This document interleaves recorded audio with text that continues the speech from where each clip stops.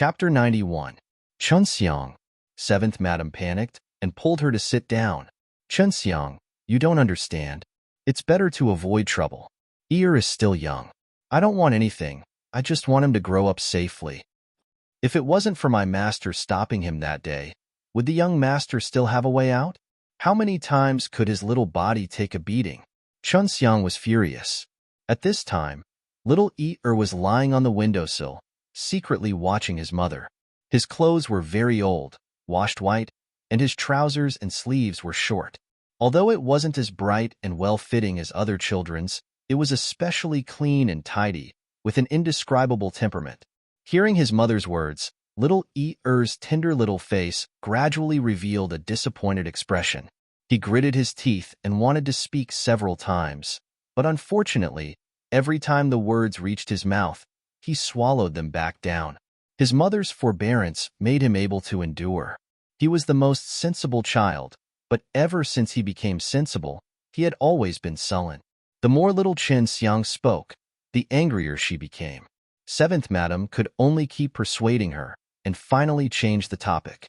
Little Chunxiang didn't notice, and continued to talk about other things. Little Ear lowered his eyes in disappointment, pouted his little mouth, and slowly slid down from the windowsill. However, at this time, a familiar voice sounded. Little Chunxiang, see what delicious food I brought for you. This voice, little Ear's little head suddenly popped out from the windowsill, only to see that it was his big sister, Han Yunqi, who had saved him that day. She walked in with 2 big bags. It was her. Little Ear would never forget that bright and beautiful face, that pair of resolute eyes, and even more so that voice that he had only heard once. That day, he was so cold that he almost lost consciousness. With his back to everyone, he didn't know what happened behind him. He only heard her lecturing Han Yunqi. It wasn't loud at all, but it was domineering and powerful.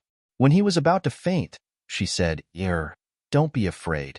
Big sister will definitely protect you. Even his father, whom he respected the most, and his mother, whom he loved the most, had never said such words to him. Sis, seeing Han Yunqi walk in, little Ear called out in a low voice. He was a little timid and cautious. He had many older sisters, but this was the first time he had called out this word. Han Yunqi was in a bad mood, so shopping was her first priority. She brought in 2 big bags of things. One was warm snacks, and the other was medicinal herbs for 7th concubine and Ear to nourish their bodies. Master, you've finally come. Little Chunxiang was very excited and immediately rushed over. If her master did not come, she would think that she had been abandoned. 7th concubine hurriedly stood up and bowed. Greetings to esteemed Wang Fei, esteemed Wang Fei.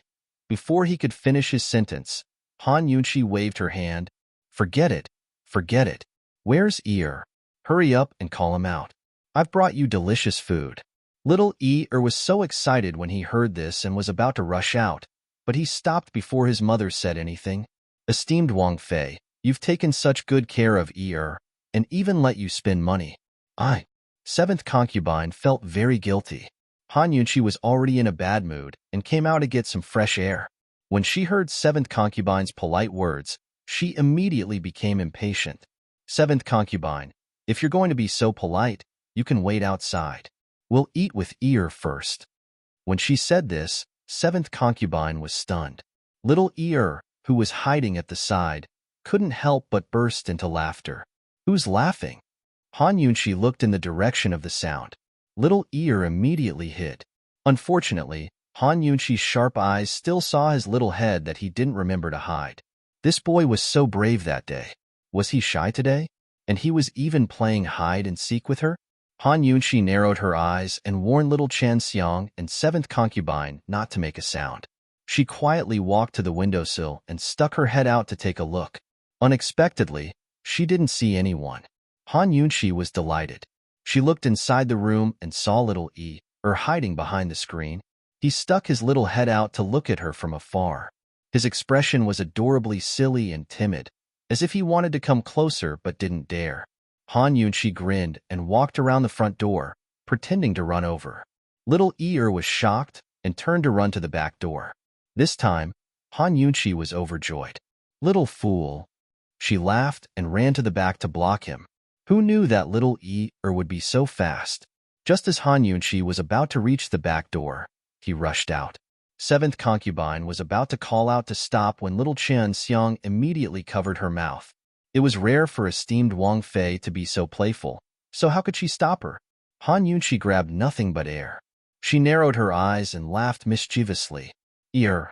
Let's see who runs faster. Seeing her laugh, little pursed his lips. His eyes were adorable, and he ran further away, increasing the distance between them. Han Yunqi immediately chased after him. This time, she was even faster. Little was frightened and turned to rush out of the courtyard. Who knew that he would bump into Madame Su, who was just about to enter? Ah! Madame Su screamed and stumbled back 2 steps, almost falling. Fortunately, the maidservant beside her caught her in time. Little stopped abruptly. When he looked up and saw Madame Su's pale face, he immediately retreated. Before Madame Su could recover from her shock, the maidservant beside her started scolding. "You little bastard! What did your mother teach you? Don't you have eyes? If you hurt Madame Su, can you afford to pay for it? Stop right there." There was a stone screen at the entrance of the courtyard, so Madame Su couldn't see the people inside. However, the people inside could clearly hear the maidservant scolding. Seventh concubine hurried out, but little Chen Xiang stopped her and whispered, "Esteemed Wang Fei is here. What are you afraid of?" Little Chen Xiang had been here for so long, waiting for Madame Su to come and settle the score. She didn't expect that Madame Su would choose to come when esteemed Wang Fei was here. At this moment, Han Yunqi was standing behind the screen, not far from Little Ear. Little Ear didn't refute. He glared angrily at the maidservant and retreated step by step. Madame Su composed herself. When she saw Little Ear's angry eyes, she immediately became angry. "Han Yuni, don't you understand that I told you to stop? What's with that look? Do you think you're in the right after bumping into me? Is this how your mother taught you to treat your elders? You uncultured thing." Madame Su had been with her son these days. Han Yuqi's but was bleeding, so he could only lie down and not lie down. His temper was very irritable. Madame Su accompanied him for a long time before he was willing to apply medicine and his mood stabilized. Once she was free, the first thing Madame Su did was to visit seventh concubine. She knew that Han Yunqi had left her personal maidservant here, but so what if she was a personal maidservant? Not to mention a personal maidservant, even Han Yunqi couldn't meddle in the Han family's affairs. Last time, because of her son's rebuttal and offense, Han Yunqi had something on her, so Madame Su had no choice but to restrain her arrogance and give in. But now, Han Yunqi didn't have anything on them. She wanted to see what right Han Yunqi, a married daughter, had to meddle in her mother's affairs. Today, she specially came to find trouble with seventh concubine. She was worried that she wouldn't be able to find any flaws in the seventh branch, but Han Yuni came knocking on her door. As Madame Su spoke, she gave the maidservant a look, and the maidservant went forward to grab him. Unexpectedly, at this moment, Han Yunqi pulled Han Yuni aside and popped out from behind the screen. At this moment, it wasn't clear whether it was Han Yunqi who bumped into the maidservant or the maidservant who bumped into Han Yunqi. In any case, Han Yunqi retreated a few steps and accidentally lost her balance, falling down. "Aya!" she shouted. "Which uncultured thing dares to bump into this princess consort?" Madame Su didn't expect Han Yunqi to be here as well. For a moment, she couldn't recover her senses and was dumbstruck. The maidservant's movements were still stiff. She also didn't know what had just happened. When she saw Han Yunqi sitting on the ground, her face turned pale and she was so frightened that she almost collapsed. This servant didn't do it on purpose. Whose maidservant is this? So rude and impetuous. I think you did it on purpose. Han Yunqi angrily rebuked and deliberately ignored Madame Su's existence. Hearing her shout, the maidservant's legs gave way and she fell to her knees. She was so frightened that she couldn't even speak clearly. This servant didn't. Madame Su watched from the side. Han Yunqi didn't look at her, but she didn't want to see Han Yunqi even more. What was this little slut doing here again? A married daughter only ran back to her maternal home after being divorced. She really was shameless. Of course, all of this anger was hidden in Madame Su's heart. After all, she was the daughter of a respectable family and had been in charge of the household for so many years. She still understood how things were done on the surface. It's a misunderstanding, a misunderstanding. I really didn't do it on purpose. Yunqi, when did you come? How come I didn't know? Madame Su said kindly as she hurried forward to help her up. But Han Yunqi suddenly stood up, her expression changing to a smile. Then I think didn't bump into you on purpose, did he, second madam? Madame Su gave a start before realizing Han Yunqi's intentions.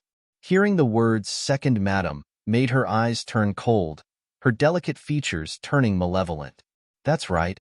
How could it be on purpose? Servants don't know any better, so us masters naturally won't fuss over it. Madame Su forced a smile. It had to be said that Madame Su's words were quite formidable. If Han Yunqi continued to fuss over the matter, she'd become the servant she spoke of. Han Yunqi wasn't looking for trouble after eating her fill, but to save little Er. Hearing Madame Su's words, she dropped the matter. She glanced at Han Yuni out of the corner of her eye and smiled. Second madam, you're here to find seventh madam, aren't you?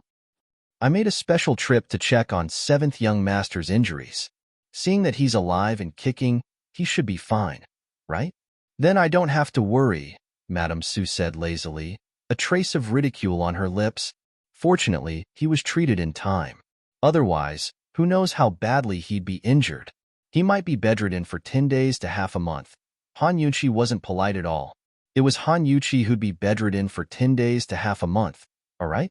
Madame Su suffered another setback.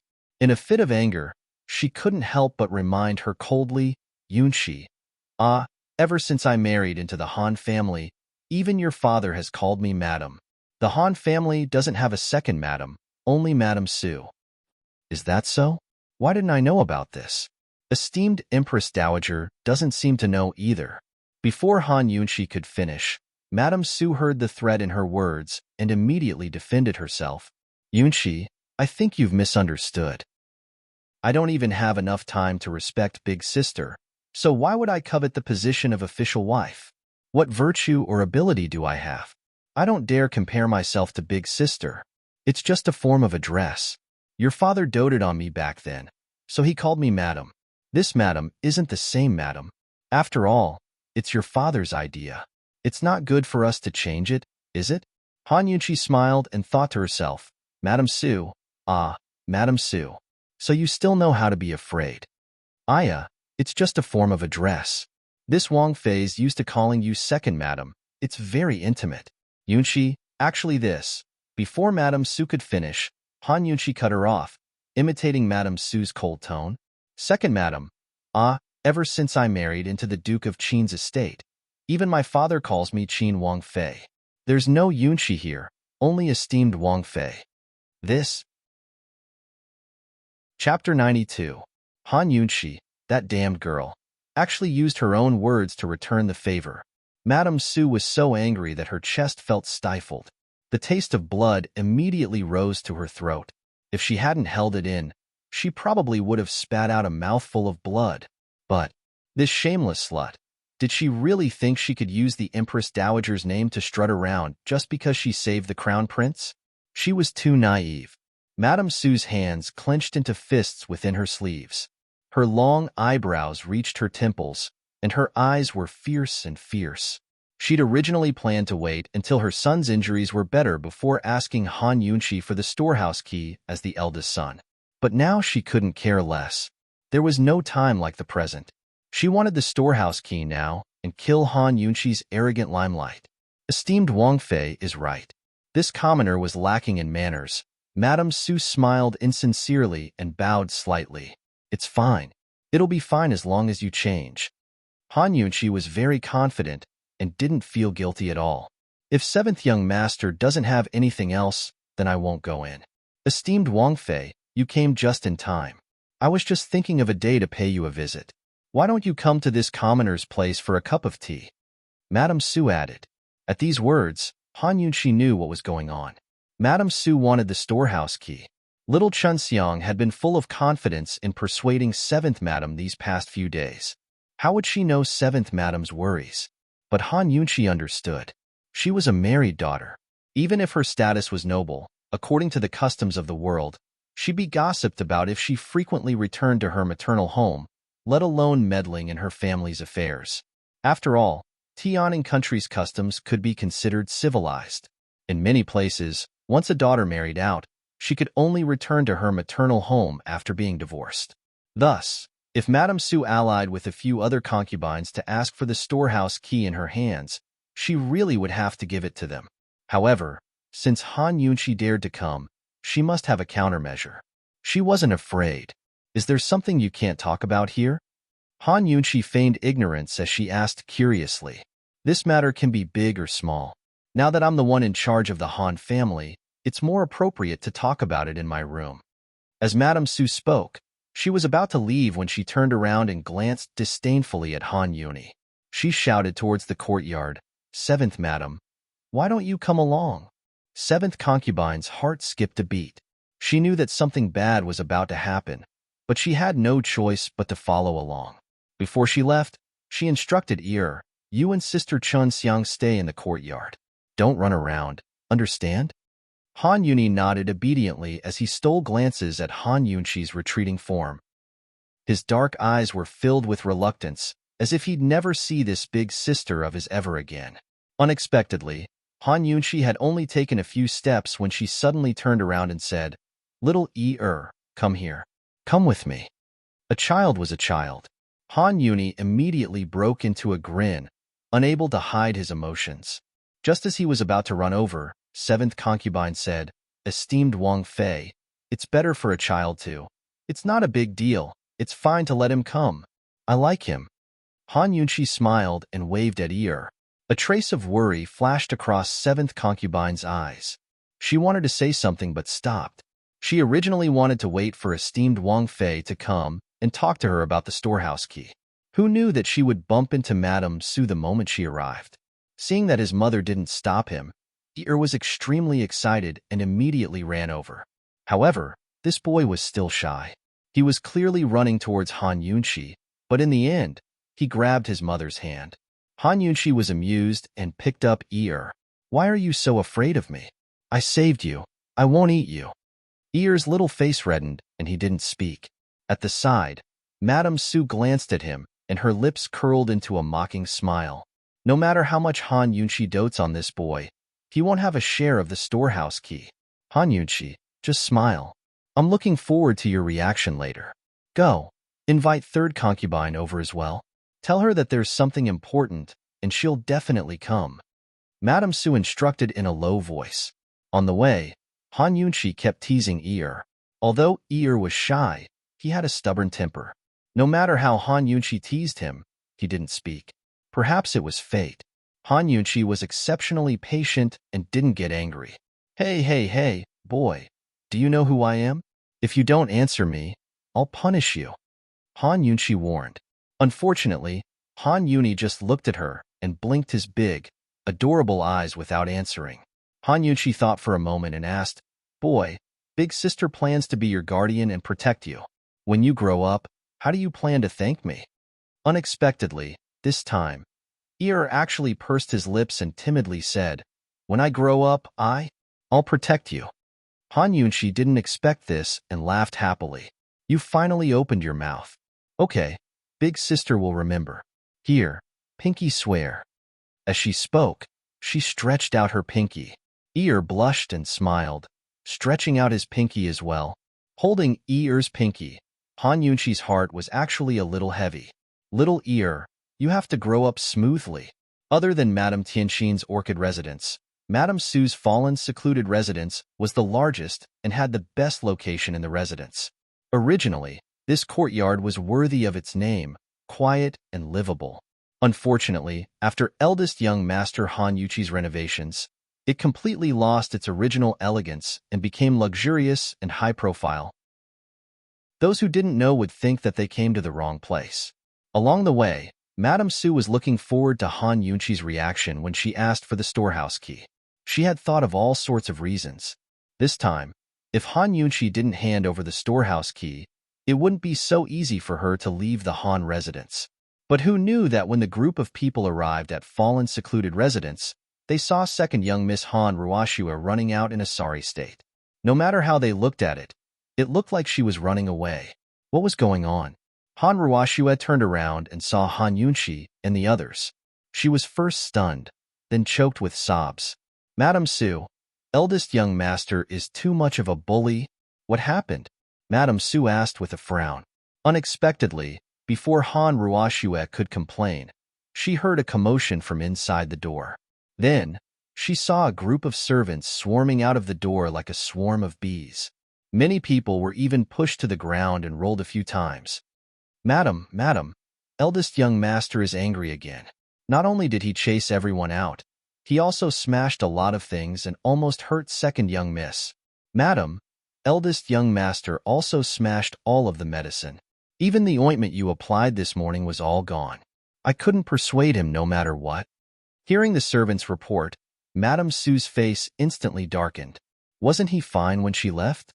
How could this unfilial son change his face so quickly? Wasn't it shameful to make such a scene in front of Han Yunqi and 7th Madam? The servant still wanted to speak, but Madame Su coldly cut him off. Enough, you useless things. None of you can serve a good person. No wonder eldest young master chased you out. Get the hell out of here.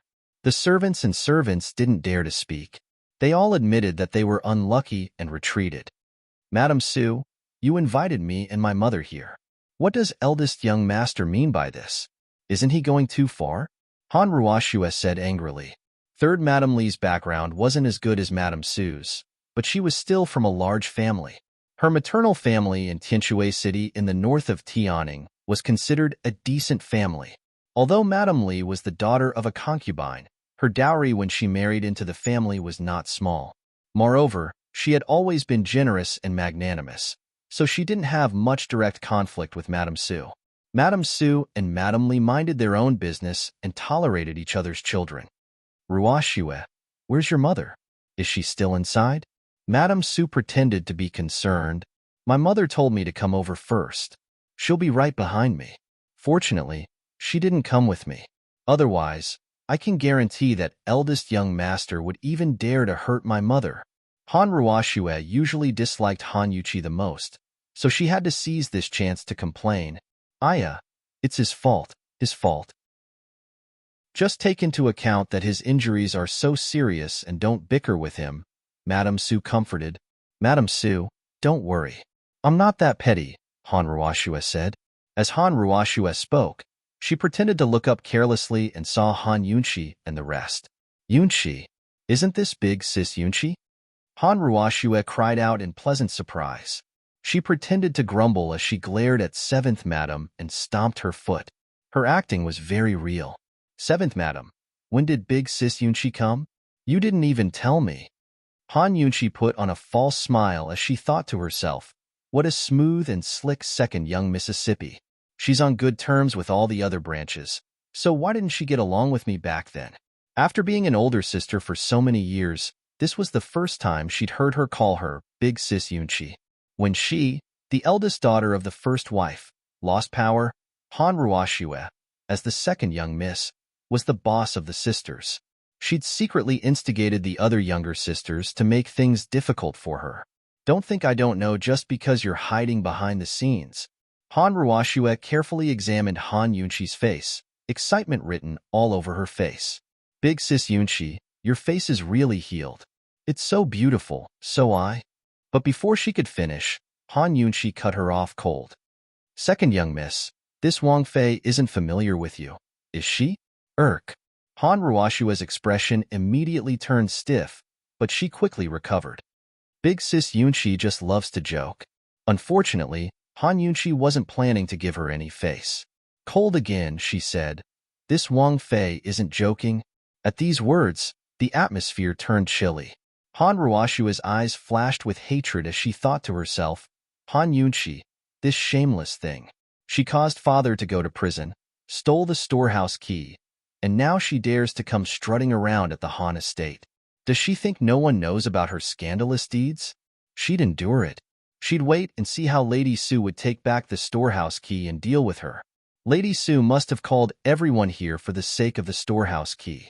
Thinking up to here, Han Ruoxue suppressed her anger and smiled faintly. She purposely gave Han Yunqi a grand bow. This commoner girl Han Ruoxue greets esteemed Wang Fei. Long live esteemed Wang Fei. Han Yunqi was too lazy to spare her a glance. Cold, she said. Dispense with the formalities. At this moment, an angry roar came from the courtyard. Where's that shameless slut? Does she still dare to come? This young master sees her as a thief. She stole my family's things and still dares to come strutting around. This young master would like to see how long that slut can keep up her arrogance. If you know what's good for you, then hurry up and return the thing. Otherwise, this young master will definitely make her regret it. These curses didn't mention any names, but they all hinted at Han Yunqi. It was obvious that the young master inside knew Han Yunqi had come and was cursing Han Yunqi for taking the storehouse key. Han Yunqi narrowed her eyes. Of course, she wouldn't be so stupid as to argue with Han Yunqi in such a provocation. She'd confess without being pressed and treat herself as a thief. If Han Yunqi wanted the storehouse key, he could forget about it in his next life. Chapter 93. Madame Su was originally embarrassed, but when she heard her son's words, she was overjoyed. Her son had finally improved. She looked at Han Yunqi with a cold smile, waiting for Han Yunqi to refute. Han Ruoxue was also caught off guard and gloated. Aya, Madame Su, who is young master scolding? What a terrible name. He's scolding the person who deserves to be scolded. Whoever is cheap or a thief, that's who. Madame Su chuckled, wishing for someone to chime in with her. Is that so? Ha, thieves deserve to be scolded. They're worse than the rats in the sewers. Shameless. Han Ruoxue agreed. Exactly. Too bad there are a lot of people like that these days. Madame Su and Han Ruoxue took the opportunity to mock Han Yunqi. They thought that Han Yunqi would flip out, but she was unmoved. Seeing this, the two felt as if their fists had punched cotton. They couldn't muster up any strength and felt suffocated. Han Ruoxue was not satisfied and was about to speak when Han Yunqi said, "Second madam, did you invite everyone here to stand here and listen to young master scolding?" As she spoke, she put ear down and handed him to seventh madam. She continued, "How can the young master of the Han family be like this? What's the difference between him and a shrew?" Madame Su was about to answer when suddenly, a water bottle was thrown from inside. "Scram, bitch. All of you, scram." Madame Su's smug expression changed abruptly. "What's wrong with you, Chi? Is there something wrong with his brain? Why is he scolding everyone?" Han Yunqi glanced at the broken pieces of the vase and smiled lightly. Her lips curled into a mocking smile, but she didn't say anything. However, that mocking smile was like a needle stabbing into Madame Su's heart. Madame Su felt embarrassed. She didn't know what her son would do to make everyone wait here. It was obviously inappropriate, and Han Yunqi wouldn't be happy either. Let everyone go in together. Heavens knew what kind of state Yuqi, that brat, had turned the room upside down. When the time came, wouldn't Han Yunqi laugh at them? Madame Su pondered for a moment, wondering if she should go to the hall in the front yard. At this time, Han Ruoxue said, "Madame Su, why don't we not go in? Young master needs peace and quiet to recuperate. My mother hasn't come over yet. Why don't we go to my mother's courtyard? It's very close to here, just a few steps away." Han Ruoxue didn't want to miss such a great opportunity. She couldn't wait to see Madame Su make things difficult for Han Yunqi about the storeroom key. Madame Su was naturally happy that Han Ruoxue had given her a way out. She nodded repeatedly. That's good. Esteemed Princess Consort, please come with me. My mother has some good spring tea." Han Ruoxue was in a very good mood. Spring tea? Han Yunqi was bewildered. It was still winter in Tianing country right now. There was still a month until the New Year's festival, so where would the spring tea come from? Let's go. No matter how far it is to drink spring tea in the dead of winter, this Wang Fei still has to go, she said with a faint smile. Third madam might be a northerner, but she's an old tea addict. I think this spring tea must have been bought from the southern borders at a high price, right? Madame Su smiled as well. So they came from the southern borders. It should be spring there right now. Han Ruoxue never avoided talking about things that would give her face. Along the way, she showed off many things related to tea leaves. Han Yunqi listened in silence. In the past, she really didn't know that Third Madam and Han Ruoxue were so knowledgeable about tea. As expected, Third Madam's sunset court was very close to Madame Su's courtyard. They arrived after passing through a patch of grass. When Han Yunqi and the others arrived, Madame Li was just about to leave the house. As soon as she saw them, Madame Li hurried forward and curtsied to Han Yunqi. This commoner, Madame Li, greets esteemed Princess Consort. 10,000 blessings to esteemed Princess Consort. It had to be said that Madame Li gave Han Yunqi a better impression than 7th Madam. 7th Madam was too humble and timid, while Madame Li was neither servile nor overbearing. It made people feel very comfortable. Han Yunqi didn't have a deep impression of Madame Li. In her memory, this Third Madam had never had any conflicts with any branch. No one dared to provoke her, and she wouldn't take the initiative to provoke others. When she appeared in large events, she was always gracious and appropriate. She wouldn't be ignored or attract too much attention.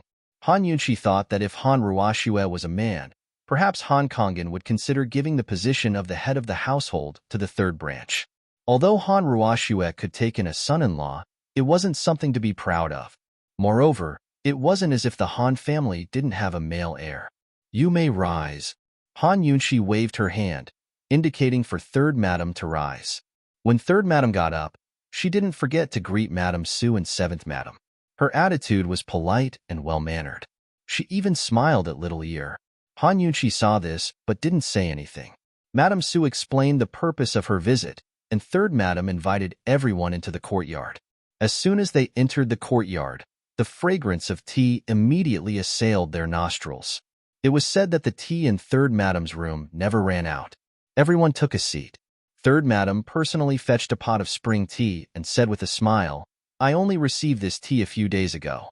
I was just thinking of giving some to everyone to try. Coincidentally, everyone is here today. Madame Su, no matter what business you have, since you're here, let's try this tea first." Of course, Madame Su agreed. However, she was absent-minded and gulped down several cups of tea. 7th Madam didn't know much about tea and wasn't in the mood. Her worry was written all over her face. She wanted to remind Han Yunqi several times, but didn't know how to. On the other hand, Han Yunqi wasn't in a hurry. She tasted it with relish. Needless to say, this spring tea was much more delicious than the tea she used for her experiments. The tea the servant gave her was autumn tea. Although it was well preserved, it had been a long time. The color and fragrance were much worse. As Han Yunqi drank, she pondered. Spring tea and autumn tea from the same tea tree tasted completely different. Presumably, the ingredients in the tea leaves were also much different. Should she use the spring tea to test it? She hesitated for a moment before asking, "Third Madam, why is this spring tea more delicious than autumn tea?" Third Madam smiled and said, "The true meaning of spring tea isn't the tea leaves produced in the spring. It's the tea leaves picked from the first budding leaves of the tea tree after the winter. The flesh of spring tea leaves is thick and the tea leaves contain aromatic substances as well as various other substances. Therefore, compared to summer tea and autumn tea, the taste is more fresh and the fragrance is more pleasant." As soon as she said this, Han Yunqi became alert. Aromatic substances and other substances? What was Third Madam referring to? Could it be that she was referring to the various trace elements in the tea leaves? One had to know that these things were only studied so meticulously in the modern era. In ancient times, even traditional Chinese medicine was very rough on the ingredients of medicine. It was rare for a unit of measurement as small as money to appear on the medicine list. She didn't expect Third Madam to study it so meticulously. Was it the tea fanatics of this era who studied it so meticulously, or was Third Madam especially knowledgeable? Han Yunqi was shocked in her heart, but she didn't show it. She continued to ask, "So, in terms of preservation, spring tea is also different from other teas?" Third Madam seemed to have sensed something. A trace of wariness flashed through her eyes as she smiled. "True, spring tea is rare. Most of it can be finished within a month, so it's not so particular about preservation." Han Yunqi asked a few more probing questions. Third Madam's expression didn't change. She continued to smile and was very patient. However, the answers that came out were things that Han Yunqi already knew. There was nothing new. After a few cups of tea, Lady Su finally couldn't take it anymore. She gave Third Madam a look, telling her to stop talking. Third Madam closed her mouth and changed the tea leaves to brew again. Lady Su was very satisfied. She put down the teacup and sighed with emotion. Esteemed Wang Fei, after Master went to prison, many things happened in this family. A few of the concubines ran away with a lot of money.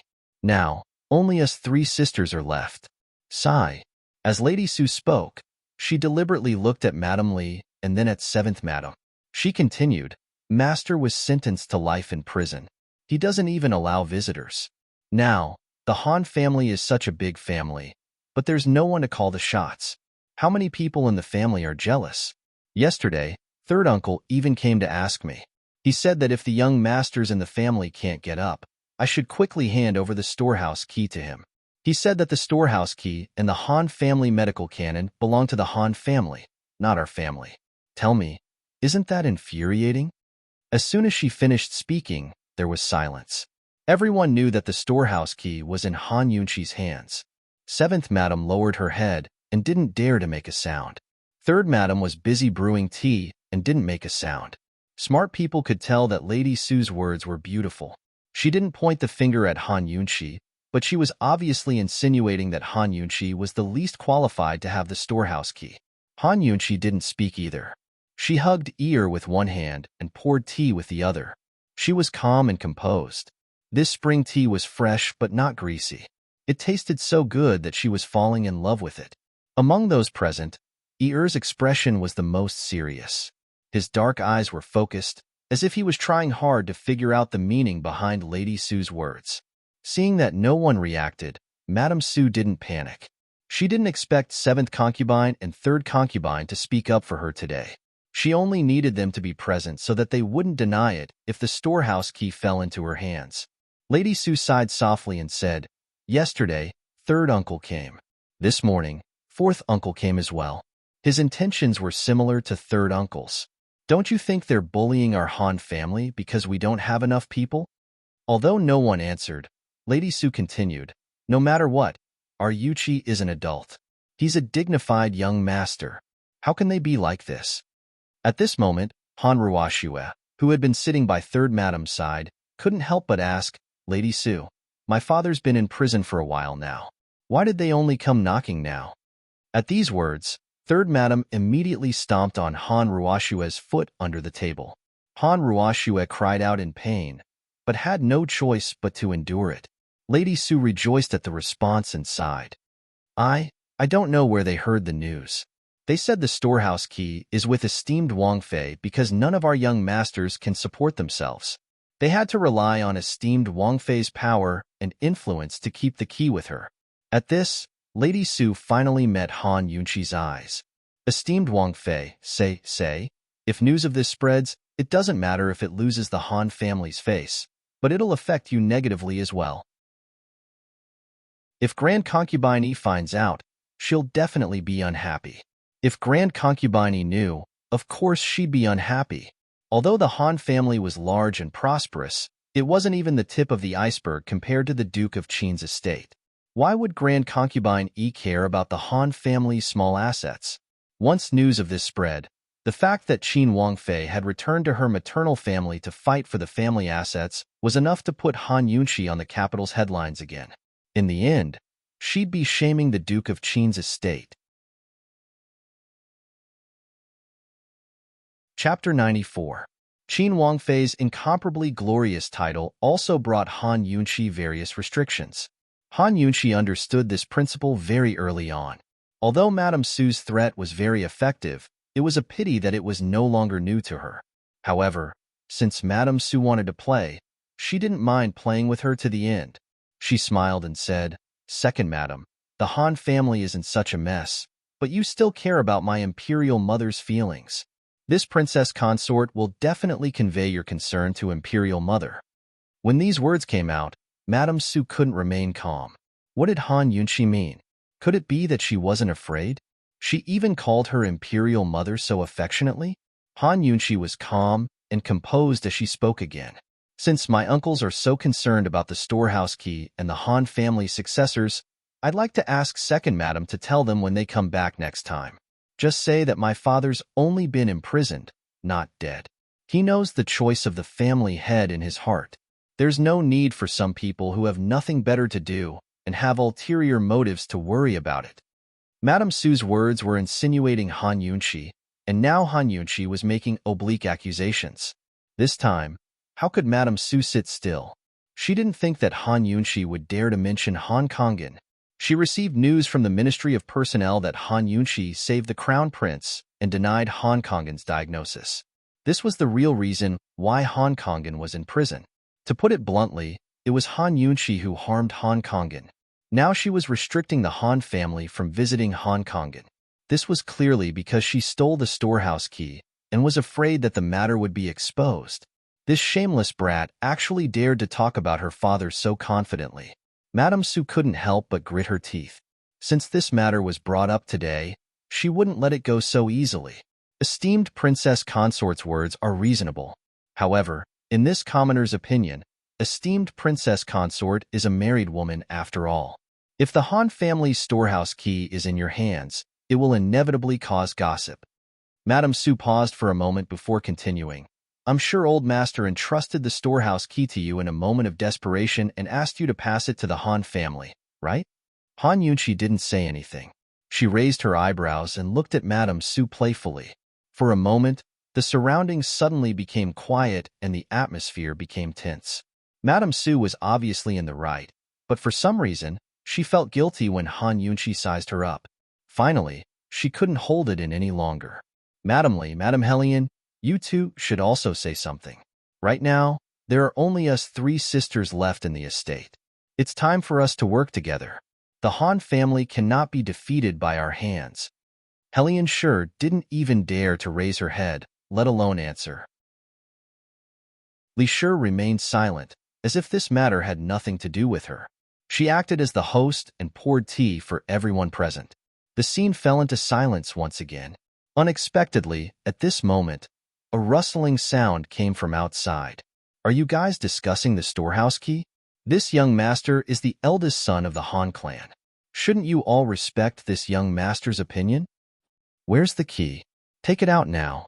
She first heard the sound, then saw the person. The eldest young master was very agitated. He supported himself with a walking stick with one hand and covered his butt with the other. He limped over to stand at the door and looked at Han Yunshi coldly. He must have just found out that Madame Su wanted the storehouse key. Otherwise, he would have rushed out of Luo Yu residence long ago. Previously, Han Yunshi had scolded her so harshly, but Han Yunshi had already let it go. She didn't expect that he would actually come here. Han Yunshi didn't have that much patience. Coldly, she said, "The storehouse key is in this princess's hands. What are you muttering about?" When these words came out, Han Yunshi became even more agitated. He wanted to take a big step forward, but who knew that he would accidentally fall forward and fall flat on his face? Bang! It was especially heavy. Ouch! The eldest young master cried out in pain. He couldn't raise his head. Seeing this, everyone was stunned. Little Er was the first to laugh. Then, Han Yunshi laughed. "Haha, eldest young master, there's no poop on the floor. Why are you lying there?" "Son," Madame Su shouted and rushed over. "Son, are you all right?" Madame Su struggled to support him. With great difficulty, she made Han Yunshi raise his head.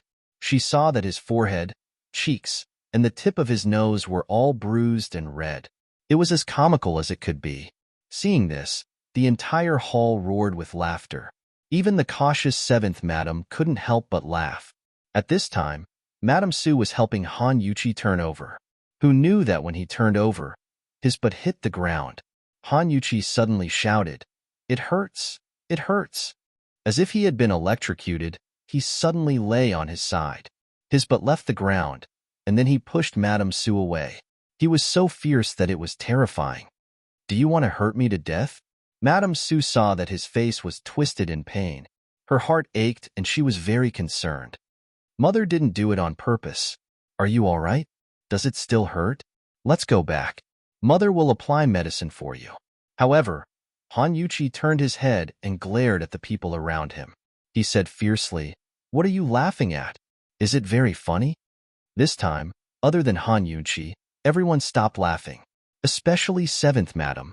She immediately gave little ear a look. Little ear could only purse his lips and bear it. "It's very funny. Ha ha ha. I laughed until my stomach hurts. Eldest young master, why are you so weak? It's only been a few hits and you're injured so badly?" Han Yunshi was amused. "You." Han Yuqi was almost angered to death. He suddenly made a big move, but Madame Su hurriedly held him down. "Slow down. Slow down." With this reminder, Han Yuqi finally calmed down.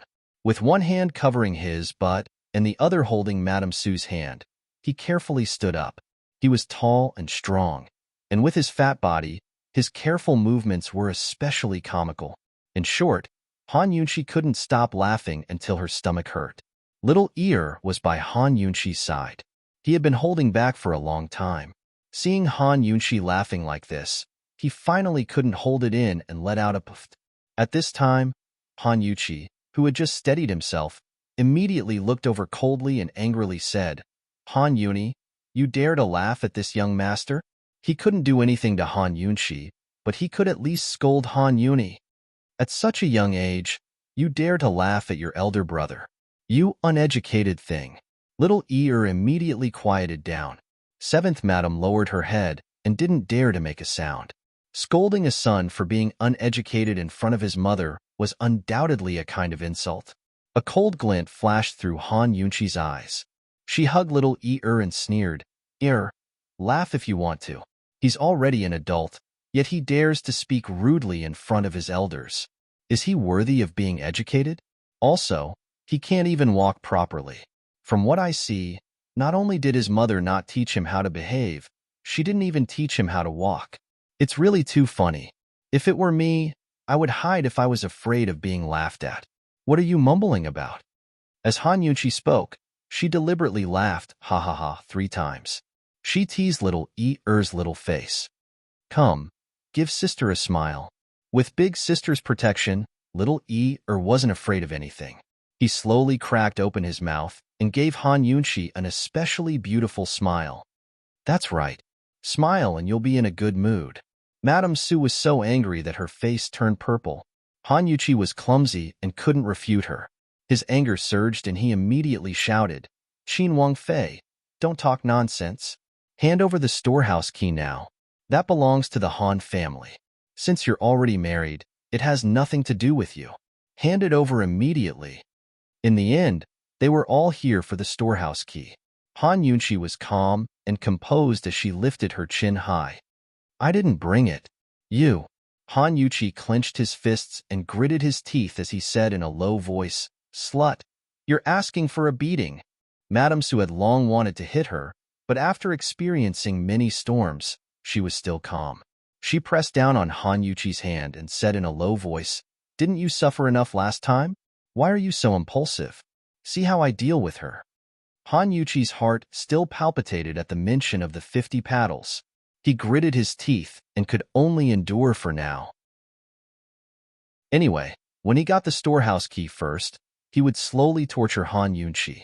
She doted on Han Yuni, right? When the time came, he would definitely serve that brat well. Madame Su took a deep breath and supported her son as they walked over. Han Yuqi couldn't sit and could only stand at the side. Seeing this, Madame Li finally spoke up, "Someone, come and help eldest young master." 2 page boys hurriedly ran over and supported Han Yuqi on both sides. At this time, Madame Su was relieved and sat back down. She was still thinking about the question just now. "Qin Wang Fei, presumably, old master entrusted the storehouse key to you in a moment of desperation and asked you to hand it over to the Han family, right?" Madame Su asked again. Today, she had to force Han Yunshi to answer this question no matter what. However, Han Yunshi still remained silent. To Han Yuqi, the storehouse key was simply a curse.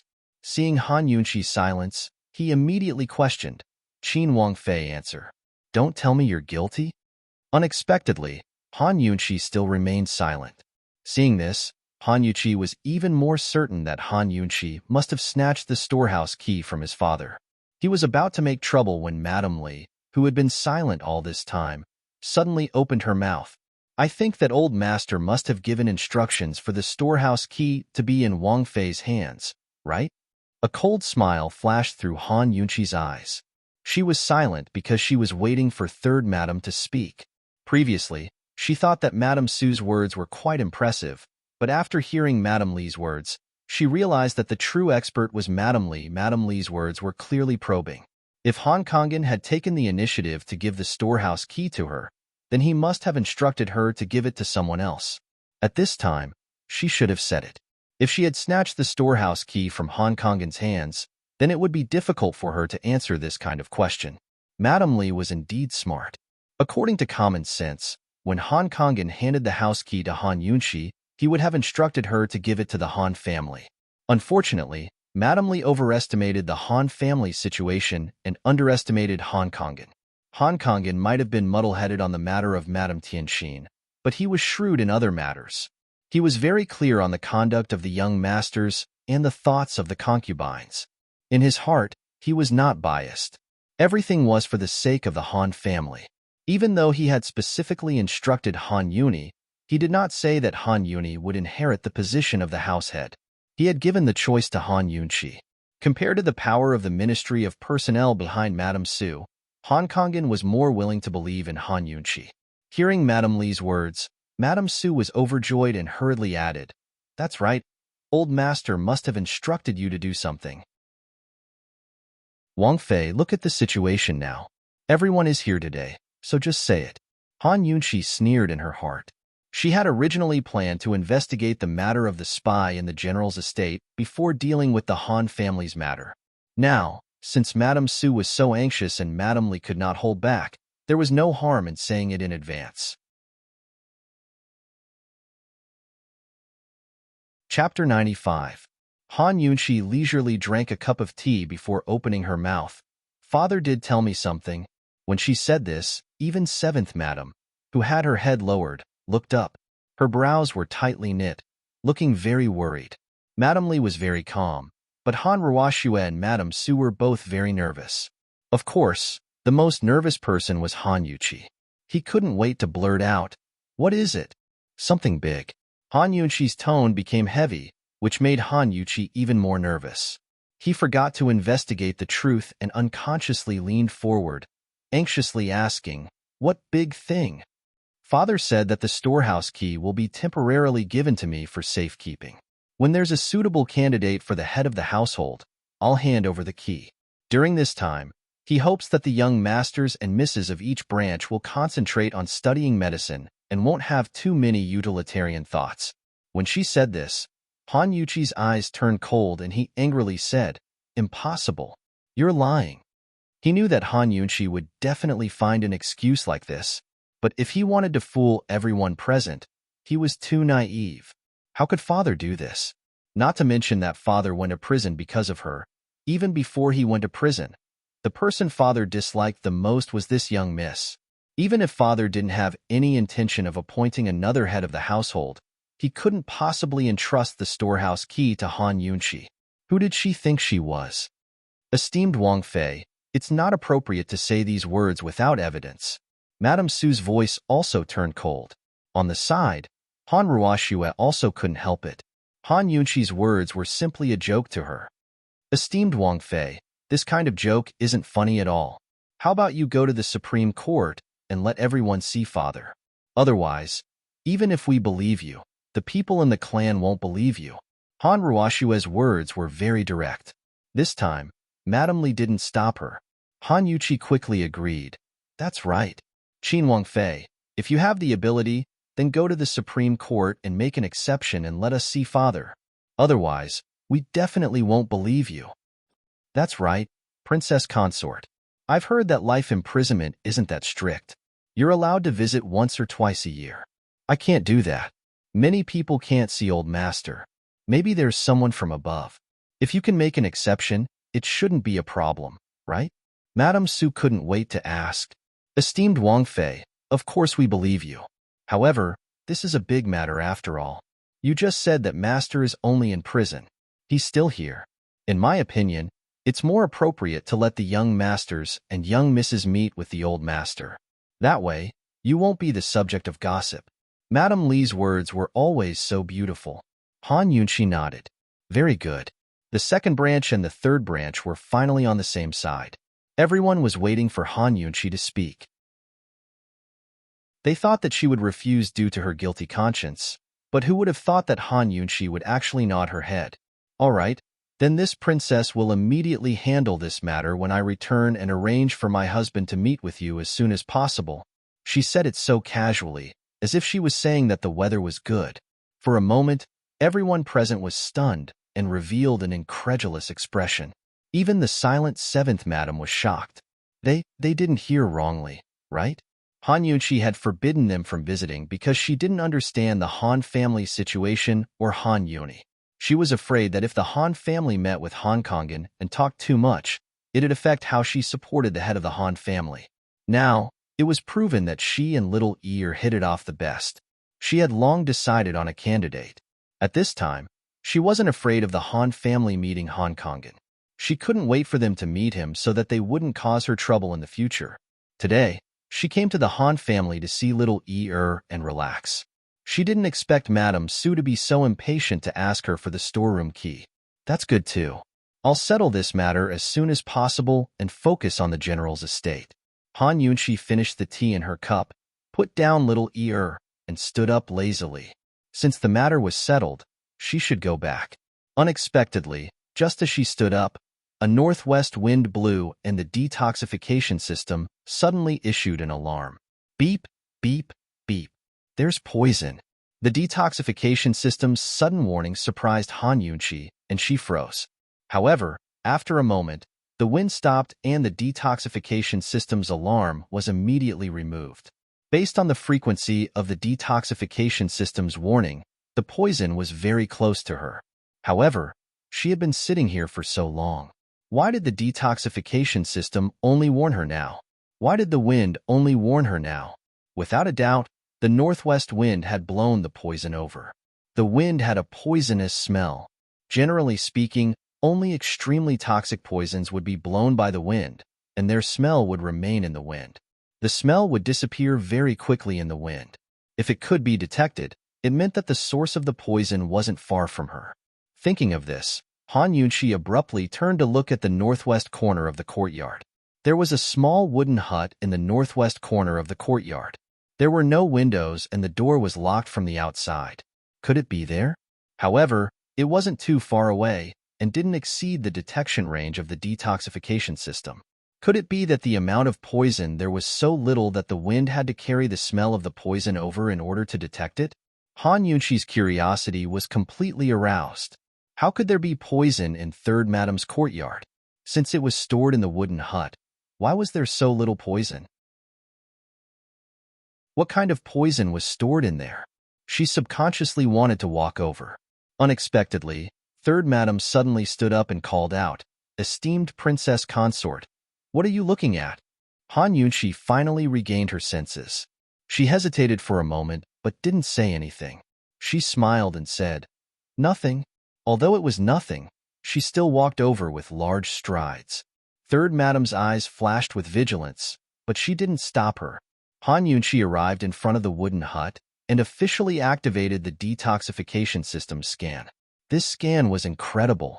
Heavens! It was actually snake venom. Han Yunqi's heartbeat sped up. The detoxification system further analyzed and quickly identified 3 snake venoms. Although they weren't the 3 rarest snake venoms in the 10,000 snake venom formula, they were 3 of the other 7 snake venoms. Han Yunqi's heartbeat couldn't help but speed up. It was impossible to say that she didn't have any suspicions. She never thought that she would find snake venom here. How could it be so coincidental? What else was hidden in this wooden hut? Based on the amount of poison that was detected, it was very little. It was highly likely that it was residual poison powder. If she didn't have the detoxification system, even if she went in to investigate, she might not be able to detect it. With this amount, if it was hidden in a person's body or in water, it might not be detected and it might not be life-threatening. However, if it was placed in the form of poison powder, it still couldn't escape the detoxification system's fiery eyes of truth. Han Yunqi wasn't willing to give up and checked again. However, other than the 3 snake venoms, there was nothing else. Everyone was puzzled when they saw her standing motionless at the door. Third concubine's hands, which were hidden in her sleeves, gradually clenched into fists. That place was where she usually concocted poisons. However, she had instructed the servants to dispose of all the poisons a few days ago and tidy up all the medicine cabinets. Why would Han Yunqi be suspicious of this place? Han Yunqi had cured the young general's poison and confirmed that it was a slow-acting poison. The general's estate would definitely ferret out the culprit who'd poisoned him. Could it be that Han Yunqi was helping them find the culprit as well? Even if that was the case, Han Yunqi, that damned girl, knew how to detoxify poisons. Could it be that she also knew how to detect poisons? Taking a step back, even if she knew how to detect poisons, even if there was poison in the hut, she had no reason to suspect her for no reason. She had no reason to be interested in this wooden hut. Thinking of this, third concubine clenched her fists. She thought that she must be overthinking things. Han Yunqi was just purely interested in this wooden hut. She had always been very calm and couldn't lose her composure. Esteemed Wang Fei, what are you doing? At this time, third concubine's heart jumped again. This drawer had also stored snake poison. Han Yunqi opened it and saw that it was still medicinal herbs. However, the detoxification system reminded her that there was a small amount of poison left. It was a highly toxic snake poison. Had it been replaced again? Such a coincidence?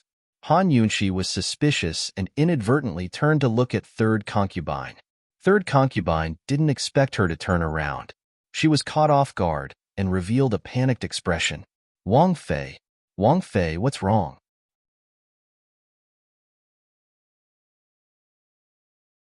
Chapter 96. Seeing Madame Li's flustered expression, Han Yunqi felt a bit suspicious. She didn't know if it was because she had turned around too quickly and scared Madame Li, or if Madame Li had a guilty conscience. It's fine. You have quite a lot of medicinal ingredients here.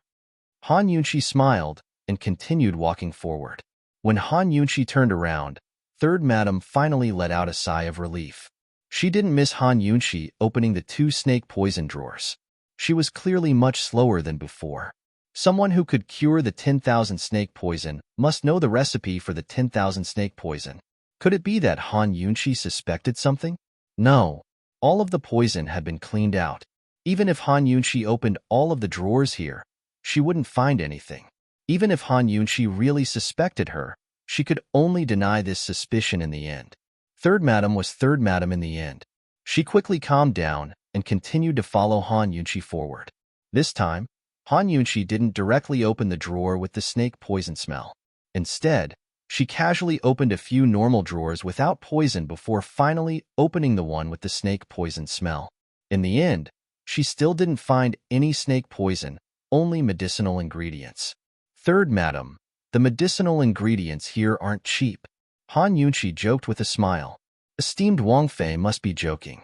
I don't have many medicinal ingredients here, nor do I care about them. The Han family's pharmacy has a lot, and the ones in the storehouse are rare. If esteemed Wang Fei is interested, we can accompany you to the pharmacy to take a look. Third Madam smiled and didn't notice anything strange. The Han family's pharmacy did have a lot of medicinal ingredients, even more than the storehouse. However, they were all common medicinal ingredients, so Han Yunqi wasn't interested. Even if 7 of the 10 snake poisons were found in the pharmacy, that would be normal.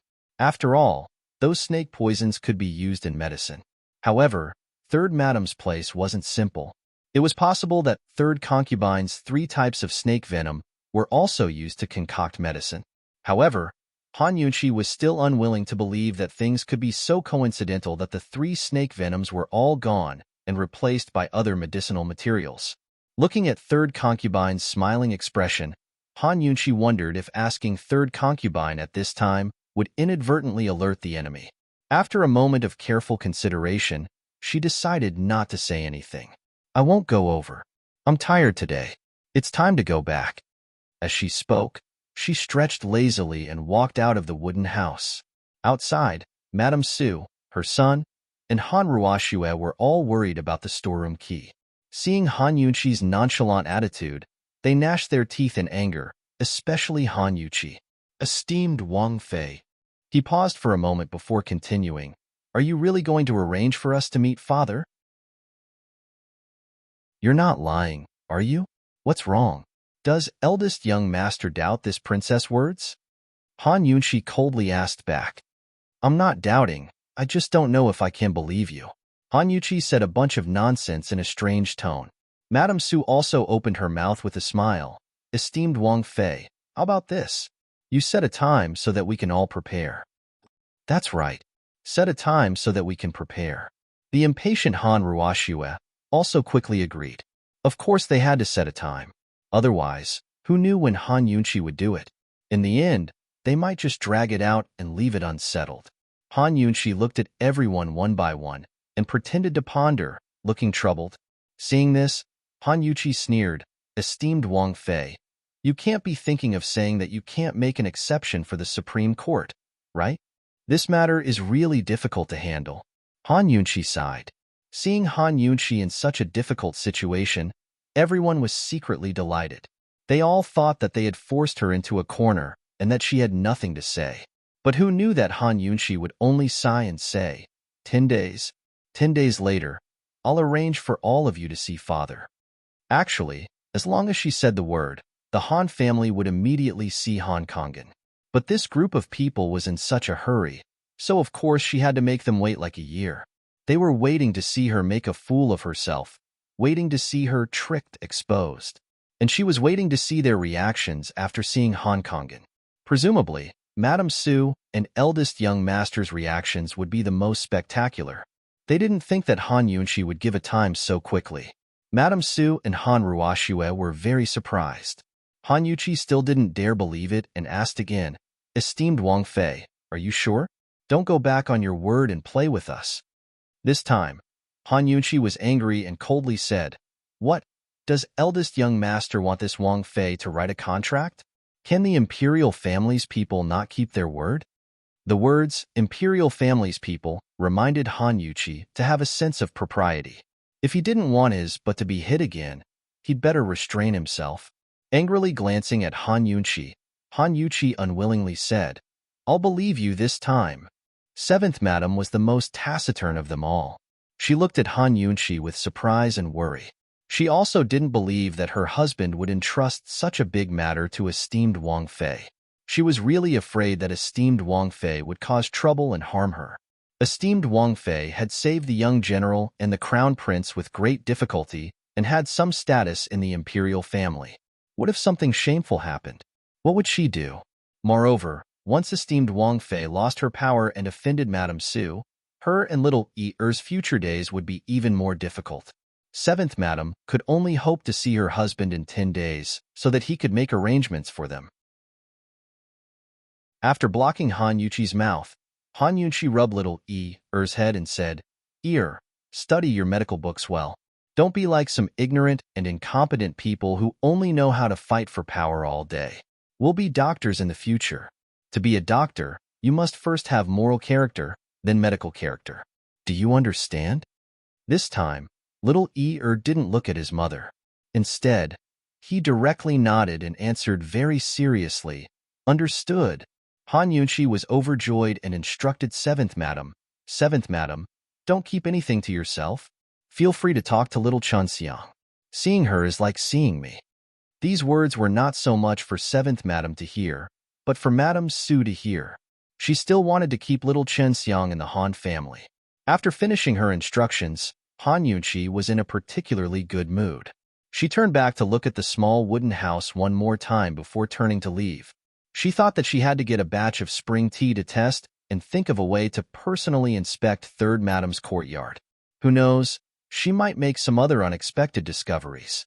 Of course, the faster she did this, the better. Otherwise, Third Madam would be on guard, and she wouldn't be able to find anything. In the dead of winter, spring tea was a rare thing. But no matter how rare it was, if Third Madam could get her hands on it, Han Yunqi would be able to as well. The first thing Han Yunqi did when she returned to the Duke of Qin's estate was to give Steward Xia a large sum of silver and tell him to get a large batch of spring tea and well-preserved summer tea as quickly as possible. In the past, she'd only used autumn tea for her experiments. She'd left out the spring and summer teas. Now that she'd been inspired by Third Madam, she looked forward to discovering something. After seeing Han Yunqi leave, Murong Wanru emerged from her hiding spot, calm and composed as she gave Steward Xia a cold look. Ever since Han Yunqi saved the crown prince and attended the Empress Dowager's banquet, Grand Concubine Yi had been restless. She hadn't bothered Han Yunqi in the past few days, but she'd warned Murong Wanru repeatedly to keep a close eye on Han Yunqi and report back as soon as there were any clues. Naturally, Murong Wanru kept a close eye on her. But to her surprise, Han Yunqi didn't have any connections with the palace at all. Instead, she'd stirred up quite a bit of trouble at the Han estate. According to reliable information from spies, Han Yunqi had grasped the storehouse key that symbolized the head of the Han family. Moreover, she'd hit the eldest young master. A married-off daughter was actually meddling in her maternal family's affairs and controlling the house key. If news of this got out, Han Yunqi would become the talk of the streets and alleys as everyone pointed fingers at her. Murong Wanru didn't report the news to Grand Concubine Yi immediately. She was waiting for the Han family to make a bigger fuss. From what she understood, Lady Su of the Han family wasn't easy to provoke. Of course, if Lady Su couldn't make a fuss, she didn't mind helping her on the sly. Steward Xia, what did my sister-in-law tell you to do? It seems urgent? Murong Wanru asked with a smile. Esteemed Wang Fei told this one to buy some tea. Maybe the kitchens didn't send enough, Steward Xia said as he quickly took out the silver that Han Yunqi had given him. Hee, she knows how to drink tea too? Murong Wanru laughed disdainfully. She caught sight of the wads of silver in Steward Xia's hands. The sight of it made her eyes turn red. She'd counted all the gold, silver, and ingots bestowed by the emperor last time. It was enough to feed Han Yunqi for the rest of her life. As for her, she relied on the money from the accounts to live each month. Although it wasn't a small amount, it wasn't enough for her to squander. Every month, she'd be hard-pressed for a few days. Comparing the two made her feel stifled. Thinking up to here, Murong Wanru didn't hesitate to take half of the silver from Steward Xia's hands.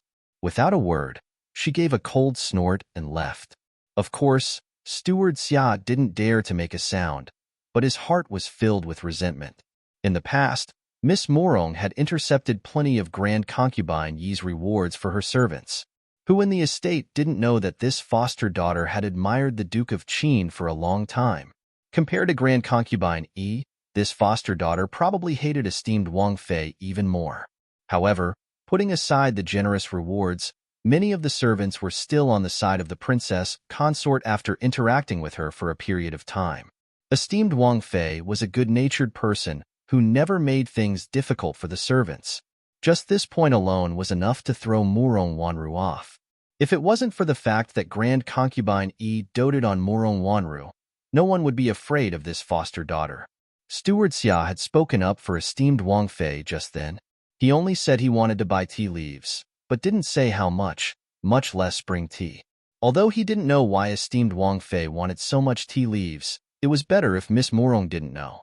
Fortunately, esteemed Wang Fei had given him enough silver. Even if half of it was taken away, Steward Xia still had enough to use. Han Yunqi's mood recovered. She returned to leisurely Cloud Pavilion and planned to do a thorough cleaning of the study.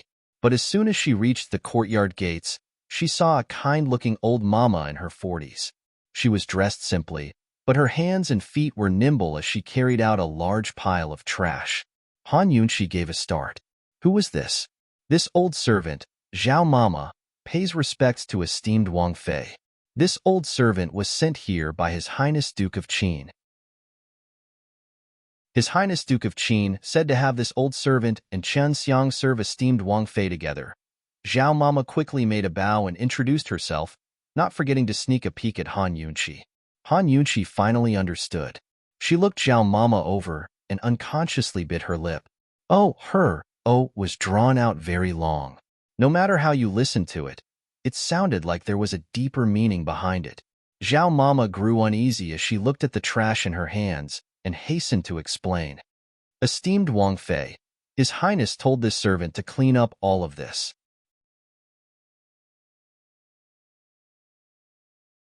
Chapter 97. Han Yunxi's gaze inadvertently fell on the trash next to Qin Mama's hand. Her heart was filled with suspicion. Did Long Fei Yi ask her to come? Why did that guy suddenly send someone to order her around again? Could it be that he knew that little Qin Xiang had gone to the Han family, so he was afraid that she wouldn't have any servants to use, so he gave her a new one? When did such a cold ice cube become so meddlesome? Seeing Han Yunxi's gaze, Zhao Mama felt uneasy and hurriedly explained, "Esteemed Wang Fei, this old servant didn't throw anything away. These things were all ordered by His Highness Duke of Qin to throw away." At this time, Han Yunxi finally recovered her senses. She didn't pay attention to Zhao Mama's words and only made an "oh" sound before asking, "Zhao Mama, right?" "Yes, yes." Zhao Mama hurriedly replied, "It's fine. You can go. Be careful." Han Yunxi indifferently said and continued to walk into the courtyard. Wang Fei. Zhao Mama seemed to want to say something, but seeing that esteemed Wang Fei had already entered the courtyard, she could only drop the matter. She thought that esteemed Wang Fei really wasn't ugly. She was much prettier than she had imagined. She even told her to be careful. It seemed that her heart wasn't bad. Han Yunxi pouted as she walked. How did that ice cube know that little Chun Xiang wasn't here? Why did he suddenly become so kind and add another servant to her? All right, no matter what, even if he was kind, shouldn't she go over and thank him for his kindness? Han Yunxi's footsteps unconsciously became lighter. Just as she was about to turn around and make a trip to Long Fei Ye's sleeping quarters, who knew that at this time, a familiar voice would suddenly sound out from Leisurely Cloud Pavilion. "You just came back. Where are you going?" The deep voice carried a unique coldness that made Han Yunxi unconsciously shiver. Entering the room, she saw Long Fei Yi sitting on the main seat. Usually, he was dressed in black. Today, he was dressed in white with wide sleeves and a V-shaped collar decorated with golden embroidery. Apart from being simple, it made him look handsome and refined. There was an indescribable sense of nobility that made people not dare to offend him. Han Yunxi didn't know if it was because she hadn't seen enough, or because she wasn't immune to the white-clothed Long Fei Yi, but she was always easily entranced and confused. However, Long Fei Yi hated this kind of love-struck look the most. His eyes, which were as deep as the sea, darkened as he asked coldly, "Where do you plan to go?" He had been waiting for her here for more than 2 hours. Chun Xiang was not here. Once this woman went out, no one would know where she went. If something happened outside, no one would know. Han Yunxi immediately came back to her senses. She secretly scolded herself for being muddle-headed again. This kind of man was not someone she could casually admire. Moreover, they'd been caught a month ago, so how could they be poisoned for no reason? Chu Shifeng had found a few poison doctors to examine them for 2 days, but they couldn't even tell what kind of poison they'd been poisoned with. Another one had died this morning, leaving only 3 spies left. They must have taken poison, which meant they couldn't take the interrogation any longer. If they succeeded in killing themselves at this critical juncture, then all of his previous efforts would have been for naught. Since the 2 poison doctors were at a loss, he immediately thought of Han Yunxi. Long Fei Ye's commanding tone made Han Yunxi very unhappy. When she recalled how he disliked her for being dirty, she lazily replied, "Your Highness, Chun Xie is tired. You should find someone better qualified." Long Fei Yi wasn't surprised by Han Yunxi's refusal. He stopped in his tracks, but didn't turn back with a disdainful smile. He casually tossed a bag of silver behind him, which landed accurately on the tea table by Han Yunxi's side. There was a thud, but it was obvious that there was quite a bit of silver inside. Perhaps in the past, Han Yunxi would have cherished this silver. After all, she needed it to live and buy medicinal ingredients. But with Emperor Tianhui's rewards, as long as she didn't squander it extravagantly and built a house or estate, she had enough silver to last her a lifetime. Now she could willfully say that money wasn't a problem for this Wang Fei.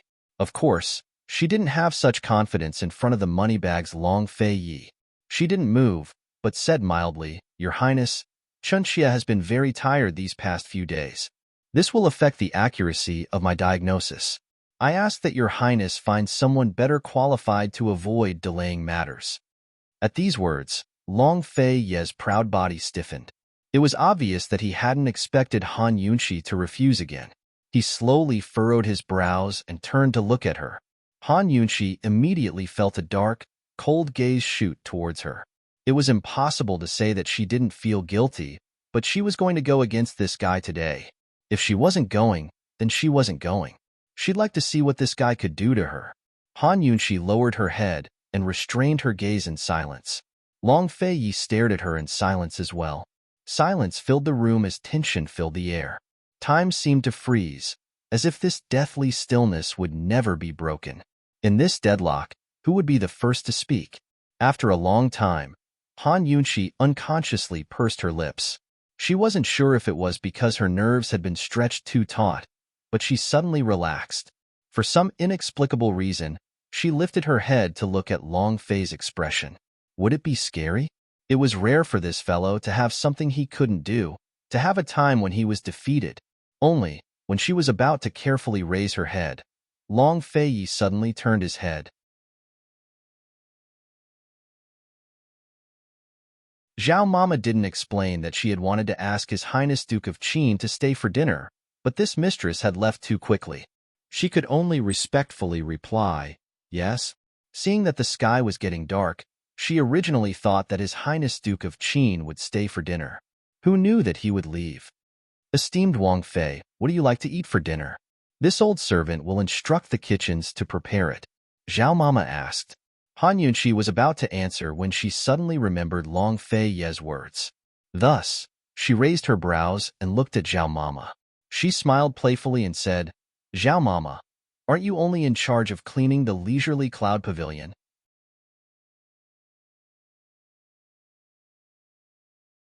Chapter 98. His Highness Duke of Qin never said she was only in charge of cleaning.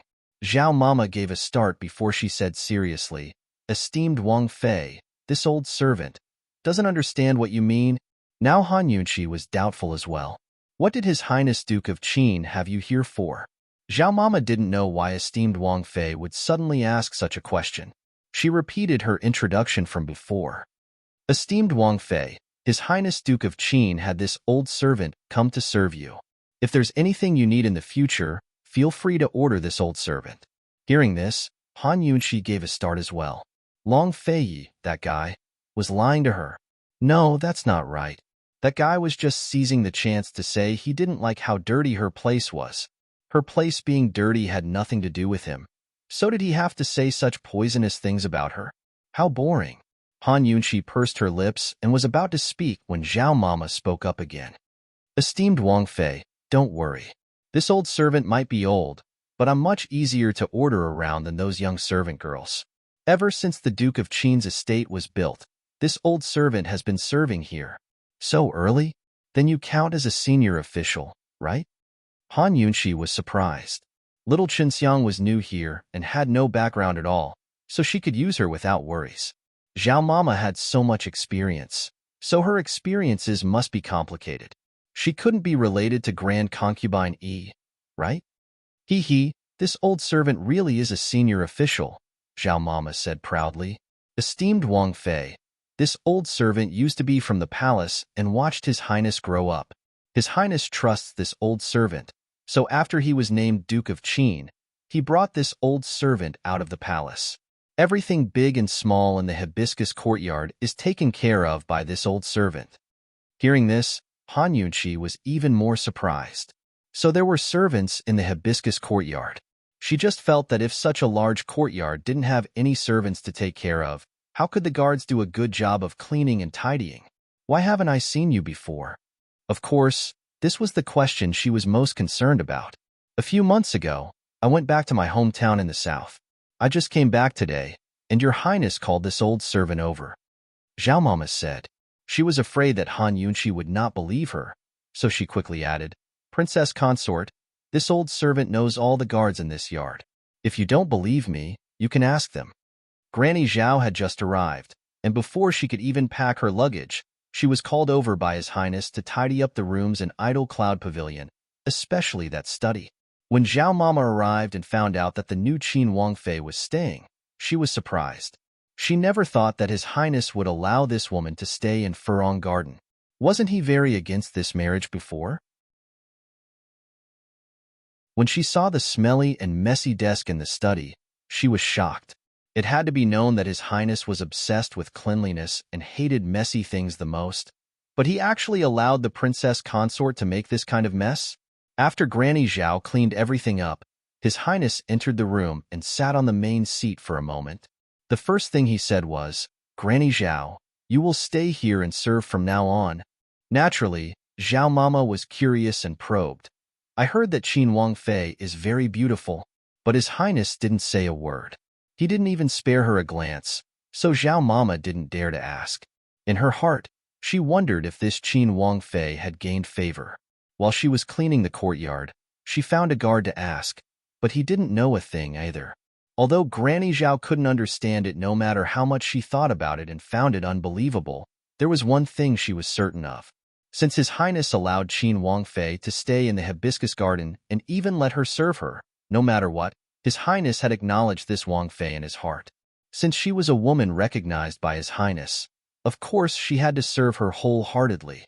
Hearing Zhao Mama's words, Han Yunqi asked mildly, "Zhao Mama, in other words, you've served His Highness since he was young, right?" Zhao Mama smiled and nodded, looking especially benevolent. After all these years, His Highness is only used to this old servant serving him. This old servant knows his temper better than Grand Concubine E. "Since you're here, then His Highness's side." Han Yunqi probed. "Esteemed Wangfei, don't we all live in the same courtyard?" "Don't worry, this old servant won't be lazy," Zhao Mama smiled. Han Yunqi gave a start before she gave an "oh" and waved her hand. "I understand. If there's nothing else, you can go about your business." "Esteemed Wangfei, what do you want to eat tonight?" "This old servant will tell the kitchens right now." Zhao Mama was very dutiful. "You decide," Han Yunqi said mildly. Her mind was a mess, so how could she care about what she wanted to eat? After Zhao Mama left, she sat there unmoving. Long Fei Yi had actually given such an important servant to her? Was there some kind of conspiracy? Was she here to keep an eye on her?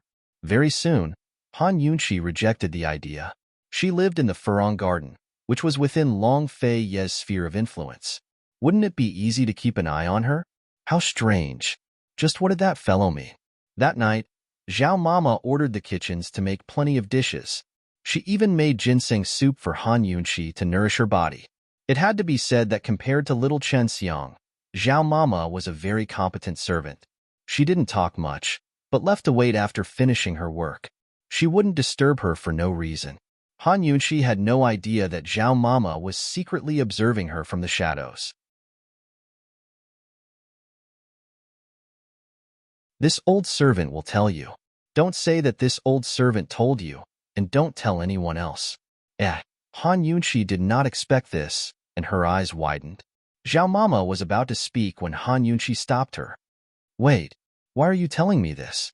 Zhao Mama stared blankly and innocently replied, "Esteemed Wang Fei, you were the one who asked first. Why would you tell me if I asked?" Han Yunqi retorted. Granny Zhao looked at her and suddenly smiled like an old urchin. "So, esteemed Wang Fei is testing this servant." Han Yunqi felt a little awkward at being exposed. She pursed her lips and said, "Zhao Mama, you're thinking too much. It's fine now, you can withdraw." But Zhao Mama didn't leave, but smiled. Esteemed Wang Fei's suspicions are understandable. After all, this is the Duke of Qin's estate. Esteemed Wang Fei is not welcome here. Han Yunqi's eyes turned cold at these words. This old mama really wasn't simple. Was she planning to lay all her cards on the table? "What else do you want to say?" she asked icily. However, Granny Zhao surprised her once again. "Esteemed Wang Fei, you can set your heart at ease. This old servant is definitely His Imperial Highness's person. This old servant was bestowed to His Imperial Highness by the late Emperor and has nothing to do with Grand Concubine E. This old servant is loyal and devoted to His Imperial Highness." Zhao Mama's wrinkles grew taut because of her seriousness. Han Yunqi never thought she'd say such words. So it had nothing to do with Grand Concubine E. but she still didn't understand. Since you're loyal and devoted, why did you betray him so easily? Esteemed Wang Fei is His Imperial Highness's official wife. How can this old servant be considered betraying His Imperial Highness by answering a few of your questions? Zhao Mama's words left Han Yunqi at a loss for words. She only felt that it was ironic. Zhao Mama, are you really muddle-headed or just pretending? I'm just a decoration. Do you really take me seriously? You've served His Imperial Highness for so many years, you should know that he didn't marry me willingly. Official wife? She couldn't even compare to the servants by Long Fei Ye's side. They couldn't even be considered friends, but strangers who'd made a few deals with each other. The title of official wife had brought her so much trouble. Thinking up to here, Han Yunqi's stomach was filled with anger. Zhao Mama, I'll be thankful to the heavens and earth if His Imperial Highness doesn't make trouble for me. As for official wife, he can marry whoever he wants. I'm prepared to give up my position at any time. Zhao Mama had never heard of a woman who dared to disdain His Imperial Highness so much. After all, there were so many women lining up to enter the Duke of Qin's estate that they could form a line all the way to the outskirts of the city. But this esteemed Wang Fei was so disdainful. Zhao Mama was furious. Without thinking, she said, "Esteemed Wang Fei, His Imperial Highness allowed you to stay in the hibiscus courtyard and even had this old servant serve you. How is that not taking you seriously? Moreover, Grand Concubine Yi wanted to ask His Imperial Highness for this old servant before, but he refused. Esteemed Wang Fei, don't be ignorant of your good fortune." At these words, Han Yunqi knitted her brows. Zhao Mama was startled as well and quickly fell to her knees. This servant was muddle-headed. This servant was impulsive and spoke without thinking, offending esteemed Wang Fei. May esteemed Wang Fei meet punishment. Han Yunqi's mouth twitched. She didn't know why, but her heart suddenly began to beat faster.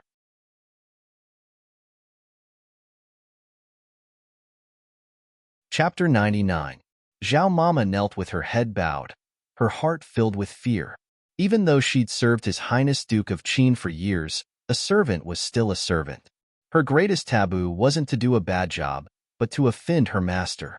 She'd offended esteemed Wang Fei on her first day at Leisurely Cloud Pavilion. How was she supposed to live the rest of her days? If esteemed Wang Fei complained to His Highness Duke of Qin, then things would be even worse. After all, she'd served by His Highness Duke of Qin's side for years without ever making him dissatisfied. While Zhao Mama was terrified, Han Yunqi was still in a daze. Zhao Mama's reprimanding words echoed in her ears. How did he not take you seriously? It looked like this old mama had returned so suddenly that she hadn't figured out her relationship with Long Fei Yi. She must have misunderstood something. But despite knowing it was a misunderstanding, Han Yunqi's lips still rose to a secret smile without her noticing. Cough, cough. She coughed lightly a few times before saying, "Zhao Mama, I'll let it go this time. I'll take into account that you didn't mean it on purpose. As for the relationship between His Highness and me..." Han Yunqi paused before bursting into laughter. She patted Zhao Mama's shoulder and grinned. "Hee hee, you'll understand in the future." Then she walked briskly into the rooms. Zhao Mama slowly raised her head and looked at Han Yunqi's retreating form. Then she recalled her words and felt that something was off. She needed to find that rascal Chu Shifeng and ask him about the details. In the dead of night, the lights in Long Fei Ye's sleeping quarters were still on. A figure silently appeared in front of the door. The guards hidden on the side had long sensed someone approaching, but none of them dared to make a sound. The newcomer was none other than Qin Wang Fei Han Yunqi. Han Yunqi had seen the lights in Long Fei Ye's sleeping quarters from a distance, so she immediately came over. But she hesitated at the door. After hesitating for a while, Han Yunqi still didn't knock on the door. She turned around to leave, but at this moment, the door suddenly moved. Han Yunqi was shocked and instinctively wanted to run away. But damn it, she accidentally missed a step and fell down. She cried out and immediately muffled her mouth, but it was already too late. The doors opened to reveal Long Fei standing inside, dressed in black robes that made him look like a god of the night. He looked down at her with disdainful eyes. "What are you doing?" Long Fei Ye's voice was colder than the winter wind. I. Han Yunqi was so nervous that she couldn't speak properly. However, Long Fei Ye's face was terrifyingly cold. He walked out of the door and walked past her without even looking at her. I'll go with you to detoxify, Han Yunqi blurted out in a hurry. Before she asked Zhao Mama, she felt at ease. But after asking Zhao Mama, she felt especially guilty.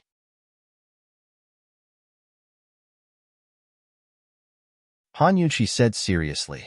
Letting this guy know about the matter at the general's residence didn't have much of an impact. She wasn't asking for his help, but making a deal. Of course, if he wanted to take the initiative to help, she wouldn't mind. Long Fei Yi hesitated for a moment, then said indifferently, "Go detoxify the poison first." Your Highness agrees? Han Yunqi was amused. Long Fei Ye's face remained cold. He stood up expressionlessly. Amen? Han Yunqi wanted to stand up as well, but only then did she realize that she had sprained her ankle.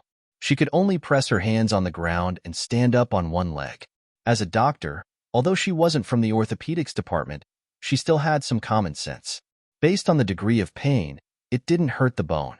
It hurt a bit, but it wasn't a big deal. She tried to lightly step on the ground. The pain level seemed to be within an acceptable range, so it shouldn't be a problem for her to limp. She lightly exhaled and said indifferently, "Your Highness, lead the way." Long Fei Yi glanced at her leg from the corner of his eyes, then really walked forward with large strides. Han Yunqi limped to catch up. However, not long after, her ankle hurt so much that she couldn't stand it anymore. After holding on for a while, she finally stopped. "Your Highness, wait a moment." Long Fei Yi turned around, his cold gaze locked onto her ankle. Han Yunqi felt helpless. She thought, I'm going to be mocked by this guy again. My leg is probably. Your lordship thought your leg was made of iron. It looks like your lordship overestimated you again. Long Fei Yi interrupted. Han Yunqi rolled her eyes. She knew he'd laugh at her. She was about to retort when Long Fei Yi walked over and picked her up in a princess carry. Han Yunqi was caught off guard and unconsciously wrapped her arms around Long Fei Yi's neck. Her nose accidentally brushed against the side of his face. So cold. In an instant, Han Yunqi froze. Aside from the thumping of her heart, her entire body was stiff. Why did he suddenly, this? Is this the legendary Princess Carrie? What is this guy doing? As if sensing the stiffness of the person in his arms, Long Fei Yi's lips curved into a smile. It wasn't clear whether it was disdain or amusement. His feet tapped lightly on the ground, his figure strong and vigorous. He quickly disappeared into the night with Han Yunqi in his arms. At this moment, Chu Shifeng and Zhao Mama cautiously poked their heads out from the flowers on the side. They exchanged looks of disbelief. Little Chu, didn't you say there was nothing going on between them? What's going on? Zhao Mama was completely lost. I really don't know. In any case, this woman just stayed, and then, I don't know the rest, Chu Shifeng replied helplessly. No, there. His Highness is treating her. Zhao Mama still couldn't understand.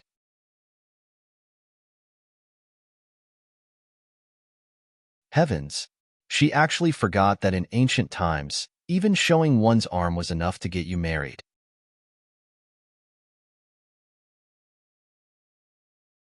Chapter 100.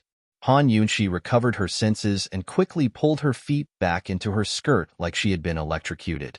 When she saw Long Fei Yi's eyes again, her face instantly turned red. This fellow wouldn't think she was a loose woman, right? Or that she was seducing him. Damn, how shameful. Your Highness, this concubine can apply the medicine herself. You can leave first.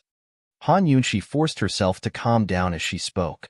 However, not only did Long Fei Yi not leave, he pulled a chair over and sat in front of her. Then he opened the ointment. Was he going to help her apply the medicine? Thinking of his gaze just now, Han Yunqi felt uncomfortable. She forced out a smile. Your Highness, I can do it myself. Esteemed Wang Fei has already taken off her shoes and socks, so this king naturally has to help. Long Fei Yi's cold voice had a trace of ridicule. Han Yunqi felt that there was something wrong with his tone. Then again, she didn't believe that this fellow would be so kind as to personally apply the medicine for her. What if he wasn't careful and used too much strength? Wouldn't she die from the pain? Your Highness, although we are husband and wife, but, Han Yunchi hesitated for a bit before directly saying, Your Highness, men and women shouldn't touch each other. You should leave first. Long Fei's lips quirked up into a cold smile, his domineering gaze teasing her from head to toe. Qin Wangfei, are you sure you want to discuss indecent things with your lordship? Han Yunchi inexplicably felt a little guilty, but she still replied boldly, Your Highness Duke of Qin, you and I have a nominal relationship. I'm only a Wang Fei in name, so why can't I discuss matters of indecency with you? Please be more serious. Who would have thought that Long Fei you would ask back, Han Yunchi? When did this king say you were only a Wang Fei in name? You have entered my Duke of Qin's palace, so you are one of my Long Fei Ye's people. As he spoke, he glanced at the shoes and socks at the side and warned coldly, Please remember that you're already a married woman. Guard your womanly virtues well. Han Yunchi was angry. This guy was obviously humiliating her for not being a woman. It was just taking off her shoes and socks. Why would she think so much about it? It was him who was thinking too much and was thinking too much. Although she was angry, Han Yunchi found that she had no words to refute. Looking at Long Fei Ye's cold eyes, Han Yunchi threw caution to the wind. She stretched out her leg directly in front of Long Fei Yi, almost kicking his face. Then I'll have to trouble your highness, she said each word through gritted teeth. Long Fei Yi sat motionless, but his cold eyes were penetrating. He raised his hand to grab Han Yunchi's little foot and pulled it down forcefully. Han Yunchi cried out in pain in her heart. This guy's hand was forcefully grabbing the red and swollen part of her ankle. How could it not hurt? However, she was stubborn and did not even crease her brows. She had endured even more terrifying pain before, so what was this little bit of pain? Long Fei Yi looked up at her with a gloomy face. His other hand reached out and held her foot from below, then pinched her ankle from below. You motherfucker! Han Yunchi cursed in her heart. She secretly gritted her teeth and did not make a sound. Long Fei Ye's lips curled into a cold smile. He took out some ointment and poured it on Han Yunchi's injury. The ointment was cold. Once it touched the injury, Han Yunchi's burning pain immediately lessened. She even unconsciously let out a sigh of relief. But who knew that just as her tense nerves relaxed, Long Fei Ye's fingers reached over and began to apply the ointment with his index and middle fingers. Smear, smear. It was indeed smearing. The man's hand was strong to begin with. On top of that, he deliberately smeared the ointment on her wound. It hurt. Every smear was painful. Moreover, as he smeared the ointment with force, the cold feeling of the ointment quickly disappeared and was replaced by a burning sensation. Not to mention her skin, even her bones and tendons felt like they were burning. This feeling was simply as if he was gouging out flesh from a badly mutilated wound. It was unbearable. In just a short while, Han Yunchi's back was already drenched in sweat. Large beads of sweat appeared on her temples. However, she still clenched her teeth tightly and kept her head down. She stared at the wound and did not move at all, allowing Long Fei Yi to torment her. She wouldn't die. If it hurt, so be it. Long Fei Yi thought that she would beg for mercy, but who knew that after a long time, his hand was sore, this woman still did not make a sound. Long Fei Yi instinctively looked up. When he saw that she was still fine and had not fainted, he heaved a sigh of relief. Even he did not realize it. When he took a closer look, he saw that Han Yunchi had her head lowered and was sweating profusely. He thought that this woman could not take it anymore and should surrender, right? But who knew that at this moment, Han Yunchi would look up. She did not look like she was going to surrender at all. Instead, she looked stubborn. Her fearless gaze looked straight into his eyes, as if she wanted to see through his guilty conscience. Long Fei Yi was slightly stunned. He could not help but frown as he looked into her eyes. Their gazes met in silence. One was stubborn, and the other was cold. They were like enemies. Neither of them blinked first and neither of them gave in an inch. However, Long Fei Yi did not realize that he had already stopped. Similarly, Han Yunchi did not realize that her leg no longer hurt. Time passed by in silence. Heaven and earth were unknowingly silent. After an unknown amount of time, suddenly, there was a bang bang bang knocking on the door.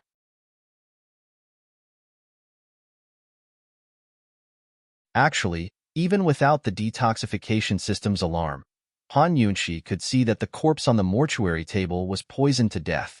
The corpse's glabella, lips, and fingers were all black. This was the sign of death from a highly toxic poison. Han Yunshi secretly sighed before saying, "This person should have died a day or two ago, right?" Long Fei nodded and pointed to another corpse. "That one just died." Han Yunshi looked over and saw another corpse. She walked closer to take a look. The signs of poisoning had not completely appeared, but the lips were already black. She checked the corpse's eyes, lips, and fingernails. She said indifferently, "Suicide by taking poison?" She didn't have the chance to take poison. Long Fei said. All of the spies he'd locked up in the dungeons were hung by their hands and feet. All of their weapons and poisons had been searched for as well. Moreover, they were locked up in individual cells with towels stuffed into their mouths to prevent them from making noise or biting off their tongues to kill themselves. Moreover, Long Fei had ordered the poison doctors to check their mouths before locking them up. They hadn't found any traces of hidden poisons. Before, Chu Shifeng had been the one interrogating them. These people had refused to say a word, eat, or drink, hoping to slowly starve to death. A few had already died in the past. But a few days ago, Long Fei had come to interrogate them personally. After torturing them, he began to discover that some of them had died from poison. There were no spies in the dungeons, so it was obvious that these people couldn't take the torture and had taken poison to death. Now Long Fei couldn't figure out where they'd gotten the poison and how they'd taken it. There were only 2 spies left. If they died one after the other, then all of his previous interrogations would have been for nothing.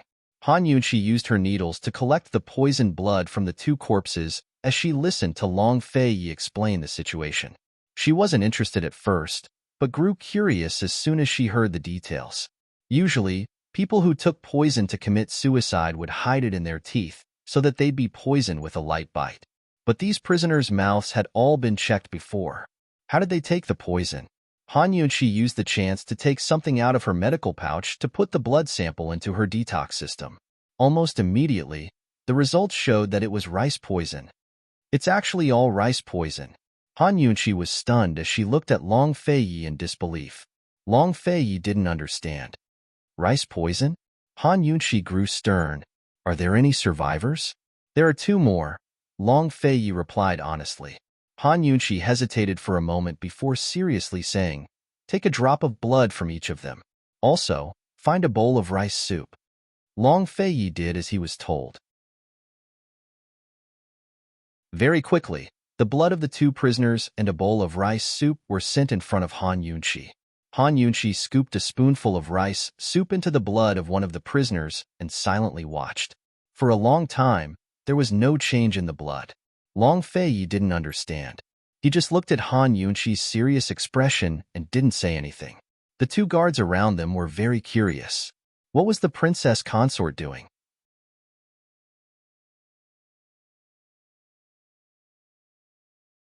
Chapter 101. The prison cell was silent. Han Yunshi stared seriously at the rice soup in front of her. That serious expression made the curious people around her unconsciously calm down and wait with her. Long Fei's gaze fell on Han Yunshi's face.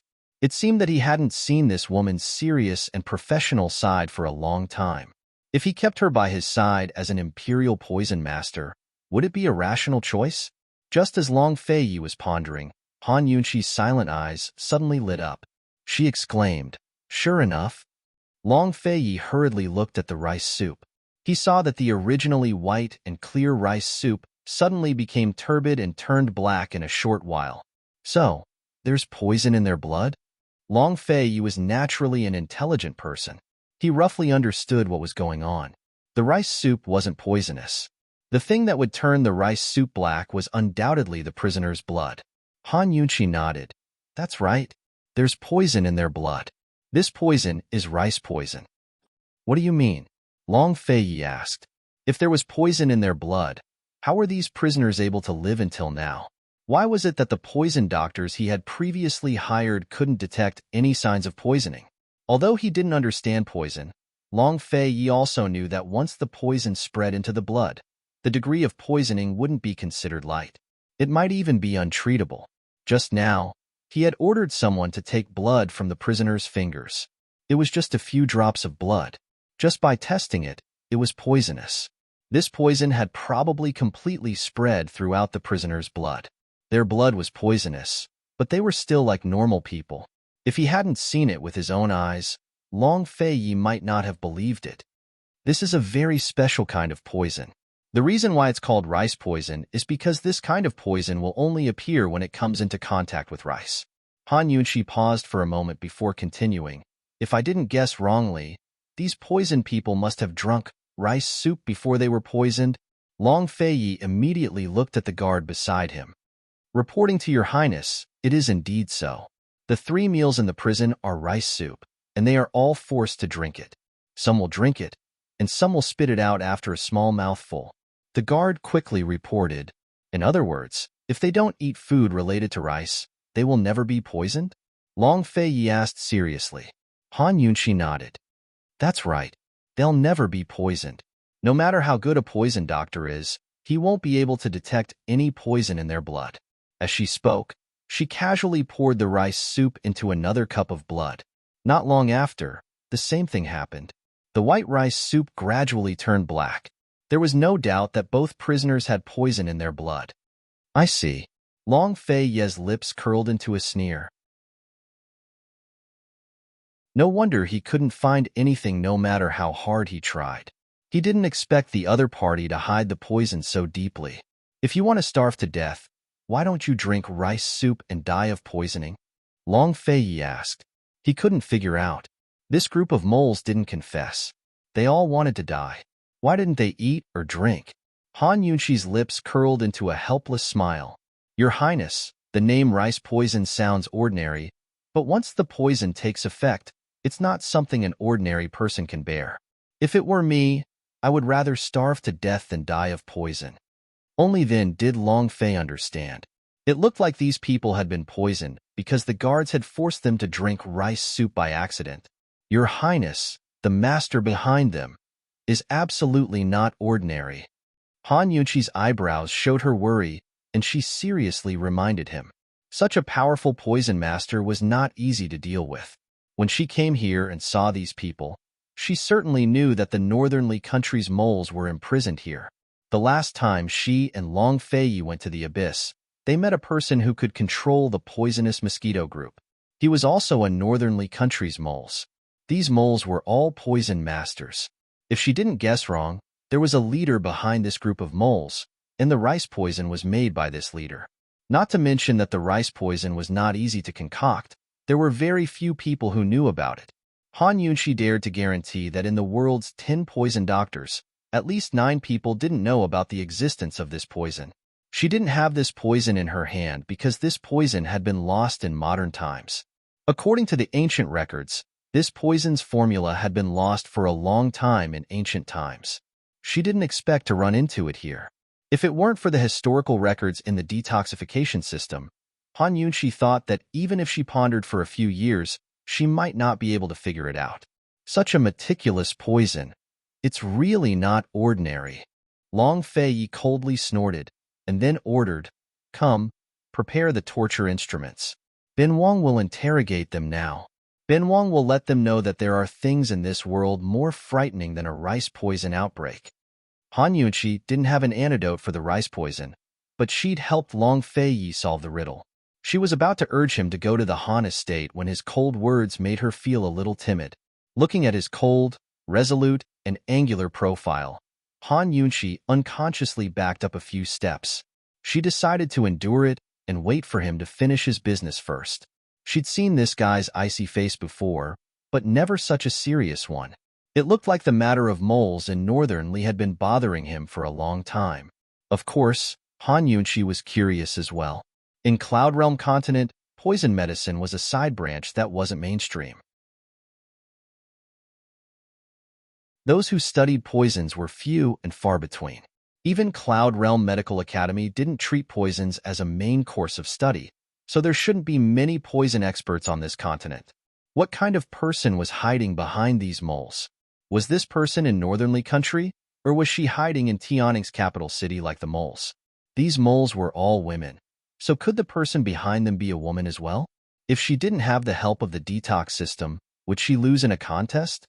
The more Han Yunqi thought about it, the more curious she became. She really wanted to meet the leader behind the scenes. Seeing Long Fei Yi walk towards the depths of the prison, she hesitated for a moment before limping after him. Han Yunqi entered the room and saw that the prisoners hadn't been brought in yet. The guards were still preparing the torture tools. Long Fei Yi sat in a corner, the dim light of the flames covering his face. He was like a ruler hidden in the shadows, observing all things in the world. Mysterious, stern, dignified, and arrogant, domineering. His brows filled with arrogance. In white, he looked like an immortal, but in black, he was a devil. Han Yunqi stood on one leg, unable to tear her eyes away. This man was only a few steps away from her, but he seemed to be far away from her. Long Fei Yi glanced at her without a word. He lifted his chin slightly, indicating that there was a seat not far to her right. Han Yunqi didn't speak either, but nodded and limped over. As soon as she sat down, she felt as if her legs had been freed. As soon as she sat down, Han Yunqi noticed that there weren't any torture tools in the torture room, only a large iron cage. The iron mesh was dense and solid, and there was a circular opening on the side. It was about the size of a normal person's face. Was this the torture tool? Han Yunqi thought for a long time, but couldn't figure out how to use it. She couldn't figure out how it could be more terrible than the rice poison. Very soon, the guard brought in a rat cage. Inside was a terrifying black rat. Its head and tail were as long as an adult's arm, and its mouth was especially sharp. Han Yunqi couldn't figure out what this rat was used for, but after looking at it a few times, she couldn't help shivering as her hairs stood on end. It seemed like even the guard was afraid of this black rat, not daring to use his hands to grab it. Instead, he opened the rat cage and threw the black rat into the large iron cage, closing the opening of the large iron cage. When the large black rat fell into the large iron cage, it immediately ran around like it was crazy. It seemed like it had been locked up for a long time and hadn't moved for a long time, but it also seemed like it wanted to escape from the iron cage. In short, this rat was very excited. Han Yunqi grew more and more bewildered as she watched. At this moment, a guard tossed a piece of raw meat the size of a thumb into the rat's back.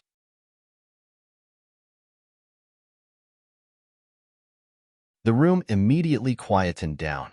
At this moment, Long Fei Yi slowly opened his mouth. His voice was so cold that it caused the surrounding temperature to drop by several degrees. All these years, more than 10 people have died by your hands, including a 6-year-old child and an infant in swaddling clothes. Are you worthy to talk to this prince about being a man? Han Yunqi originally had some sympathy for this female prisoner, but when she heard Long Fei Yi's words, she was furious. These traitors, forget about the shady business they did. They didn't even let off a child. It was simply too abominable. She deserved this day. The female prisoner unhappily struggled to turn her head. However, Long Fei Yi said coldly, "Carry out the punishment." Carry out the punishment? Were they throwing people in there? Or...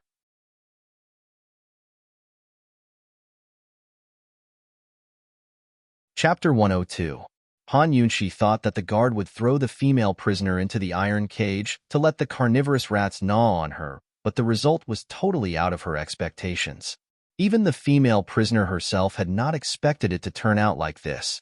The guard grabbed the female prisoner and pushed her to the side of the iron cage and deftly opened that little window which was the size of a human face. Before the carnivorous rats pounced over, he grabbed the female prisoner's head and actually used her head to block that little window. Heavens! Han Yunqi instantly sucked in a breath of cold air as she realized in hindsight that the outcome of offending Long Fei Yi was so terrifying. The moment the female prisoner's head blocked that little window, the starving carnivorous rats instantly pounced over and its hind legs grabbed onto the iron cage to stabilize its body. Its front claws were like iron hooks as it pierced through the female prisoner's hair, and hooked onto her skull. Its sharp mouth revealed its fangs as it bit down on the female prisoner's head. Woo woo woo woo woo. Of course the female prisoner knew what was happening at the back of her head. Her face was deathly pale, and her eyes were opened wide like copper bells, filled with fear. She struggled with all her might and used all her strength to move her body. Her mouth, which was blocked, let out a whimper as if she was begging for mercy. Long Fei Yi did not bother about her, but the female prisoner kept on sobbing as she looked towards Long Fei Yi. Her terrified eyes revealed an obvious pleading look. Anyone could tell that she was begging for mercy. At this moment, Long Fei Yi gently raised his hand, and the guard threw a piece of meat into the iron cage. The carnivorous rats immediately changed their target and let go of the female prisoner's head as they pounced towards that piece of meat. The guard immediately used this opportunity to pull the female prisoner away and close the little window. The female prisoner closed her eyes and her legs went soft as she sat on the ground paralyzed. She seemed to have lost all her strength as she was so frightened that she was shivering and had yet to recover from the shock. Han Yunqi's brows were tightly knitted as she looked towards the back of her head. All she saw was that her long hair was messy and her flesh was badly mutilated. She then looked towards that big rat in the iron cage and instantly felt disgusted and didn't want to look at it any longer. Now, can you decide whether you want to write out the list of names? Long Fei Yi asked. What he wanted was the list of names of all the traitors. Once he obtained this game in Northernly Country would be completely over. The female prisoner lowered her head and didn't move. Not sure if she was scared silly, or at least in Han Yunqi's view, she was scared silly. However, the facts proved that Han Yunqi had underestimated this group of traitors. After a while, the woman slowly raised her head. She had been pleading with Long Fei just then, but now she was glaring fiercely at him. She turned her head away and refused to answer his question. Why did she just whimper and beg for mercy? Han Yunqi knitted her brows. She couldn't appreciate people like him. Long Fei Yi didn't have such good patience. He narrowed his eyes and said coldly, "Continue." The guard immediately pulled the female prisoner up. A trace of fear flashed through the female prisoner's eyes, but she didn't beg for mercy. She thought that Long Fei Yi only had 2 people left in his hands. He wouldn't let them die so easily. As long as she survived this disaster, everything would be fine. But who knew that this time, the guard didn't use her head to block the small window of the iron cage. Instead, he pulled her over and let her face the small window. No. The female prisoner immediately understood what the guard wanted to do. She roared in her heart and widened her eyes. No. This was letting the carnivorous rat gnaw on her face. She regretted it now. She struggled violently like she'd gone mad, sobbing and sobbing as tears streamed down her face. But this time, Long Fei didn't tell her to stop. He really wanted her to die. Bang! A loud sound was heard. The guard grabbed her and slammed her face against the small window. Her face was pressed against the small window, facing the big rat directly. At this moment, that big rat was still gnawing on the meat that the guard had thrown over. It was eagerly chewing on the meat, and at the same time, it didn't forget to glance over. Woo woo. Woo woo. The female prisoner tried to shake her head and retreat, but it was to no avail. The guard held her tightly. Finally, the big rat finished eating the meat that the guard had thrown over. It slowly turned around and faced her face. Woo! The female prisoner was so frightened that her eyes almost popped out of their sockets. Soon, the large, carnivorous rat pounced on her. Han Yunqi turned her head away, not daring to look. But very soon, she heard the sound of cruel biting. Long Fei Yi's eyes were ice-cold and ruthless. He slowly turned his head towards the other female prisoner who was tied up and asked coldly, "What about you?" Han Yunqi then recalled that there was another female prisoner by the side and was suddenly enlightened. Long Fei Yi had originally intended to kill that person. He was killing the chicken to warn the monkey. The person he really wanted to interrogate was that female prisoner who was tied up by the side. Looking at this man's cold and handsome side profile, Han Yunqi suddenly felt that he was just like a wolf. Towards his enemies, he was always so calm, decisive, and even cruel. At this moment, That female prisoner was looking at her companion in horror. She had never thought that Long Fei would kill her companion. It must be known that Long Fei had only caught the two of them. Once they died, Long Fei's clues would all be cut off. Previously, wasn't Long Fei very worried that they would die? He had even found a poison doctor to investigate why one of them had suddenly died from poison. But why was he so ruthless this time? Seeing that the female prisoner had no reaction, Long Fei gave a look to the guard to remove the towel from the female prisoner's mouth. The female prisoner suddenly shouted fiercely, "Long Fei, if you have the guts, then kill me too. I will not surrender." Long Fei's lips hooked up into a sneer. He stood up languidly and walked towards the iron cage step by step. A trace of worry flashed across the female prisoner's eyes. Her gaze followed closely only to see Long Fei suddenly pull away the female prisoner whose face was stuck to the iron cage and throw her to the ground. The carnivorous rat seemed to be very afraid of Long Fei and immediately hid far away, not daring to chase after him. But that female prisoner fell to the ground with her 4 feet in the air. Her face was completely disfigured, but she did not die. Even if her entire face was bitten to pieces, she would still not die. She could not stop trembling. Her facial features were almost shattered, and her mouth had been bitten to a pulp, making her unable to speak. Long Fei then raised his head to look at the female prisoner who was tied to the side. He sneered, "This king will not kill you, but I will definitely make you suffer a fate worse than death." As he said that, Long ordered men, "Bring her to a doctor to apply medicine. Continue the torture after her injuries have healed. Next." "No." The female prisoner who was tied up could not help but spit out. Having witnessed her companion being tortured, she was very clear of the horror of this rat torture. She admitted that she did not dare to face it. Not to mention facing it, just thinking about it made her hair stand on end. "It's not too late for you to regret it now," Long Fei reminded her. The female prisoner did not think much and was very excited. "I agree." She agreed so quickly? Han Yunqi was feeling puzzled. Who knew that the female prisoner would say again, "Long Fei, I agree. But please let me eat my fill first and calm down my emotions." After starving for several days and nights, she did not have any strength left. Since she was going to confess, it was very normal for her to ask for a meal first. If Han Yunqi had not solved the mystery of the rice poison, perhaps Long Fei would agree. But the female prisoner did not know that the reason why Long Fei would make such a big fuss today, risking the risk of torturing someone to death to interrogate her, was because he knew the secret of the rice poison. Once a prisoner was interrogated to the point that she had the intention to commit suicide, but she could not die, then she could only confess. "Rice?" Long Fei laughed. "Do you think that this king will help you to take poison to commit suicide?" Once these words were said, the female prisoner's expression changed. Long Fei said this. Could it be that he already knew about the existence of the rice poison? No, this was absolutely impossible. Their master's method of poisoning was so secretive, and the rice poison was an ancient poison. There were very few people who knew about it. So how did Long Fei know about it? The female prisoner looked at Long Fei in disbelief. Long Fei did not have the patience to waste time with her men. Carry out the punishment. She would not die. Slowly torture her. If she did not confess the first time, or the second time, she would definitely confess the third time. If she wanted to die, she could only wait for a few days and starve to death.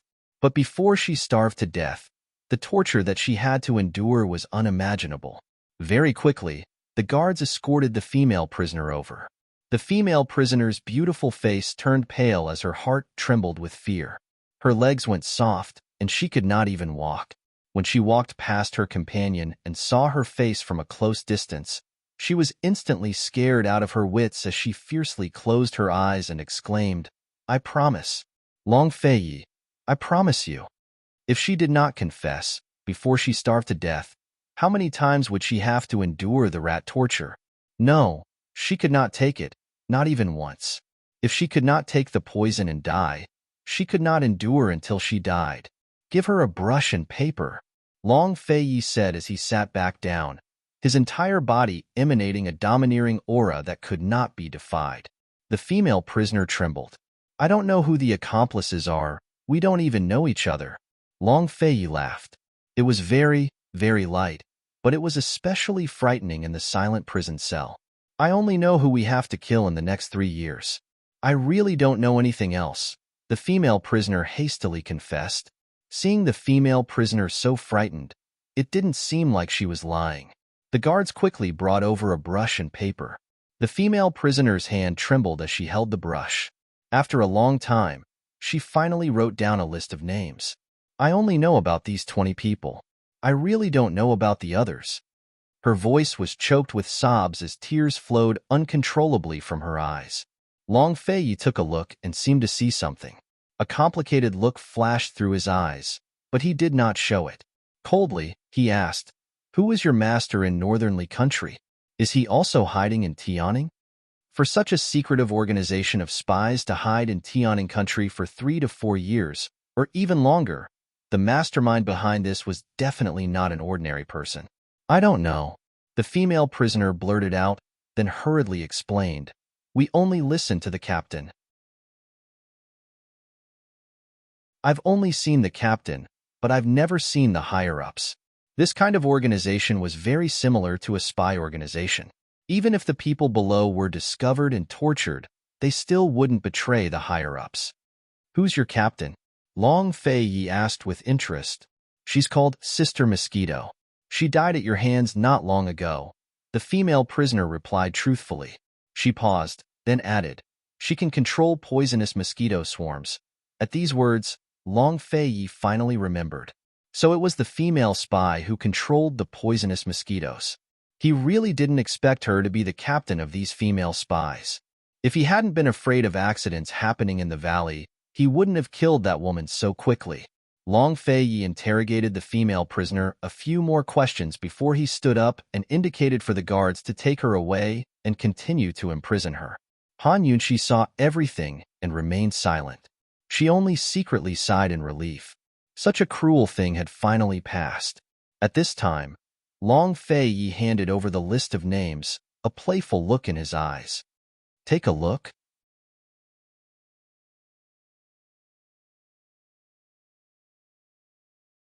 Chapter 103. Seeing Long Fei's expression, Han Yunqi felt inexplicably uneasy. She took the list and skimmed through it. Her heart almost stopped beating. There were 20 names on the list, but 5 of them were children. The oldest was no more than 10 years old, and all of them were direct descendants of Tianning's noble families. One of them was even an imperial grandson. Compared to this group of people, what did Long Fei's cruelty count for? But that wasn't what shocked Han Yunqi the most. What shocked her the most was the name she was familiar with. Mu Qingwu. Heavens! Mu Qingwu was actually on the list as well. He was someone these female spies wanted to kill in the next 3 years. Han Yunqi had suspected that the person who poisoned Mu Qingwu might be a northernly spy, but that was just a thought. She didn't think too much about it. After all, General Mu's estate held a high position in Tianning country. They controlled military power and had plenty of enemies within the country. She never expected that the poison in Mu Qingwu's body really had been planted by these female spies. In other words, these spies had been lurking around the general's estate for many years. If it wasn't for that chance encounter, no one would have discovered the poison hidden in Mu Qingwu's body. According to the spies' plan, they would continue to poison Mu Qingwu for the next 3 years. Once the 10,000 snake poison accumulated to a certain level, Mu Qingwu would definitely die from the poison. Even Daluo immortals wouldn't be able to save him. Han Yunqi abruptly raised her head and looked at Long Fei in disbelief. Long Fei's playful smile grew wider and wider as he laughed cold.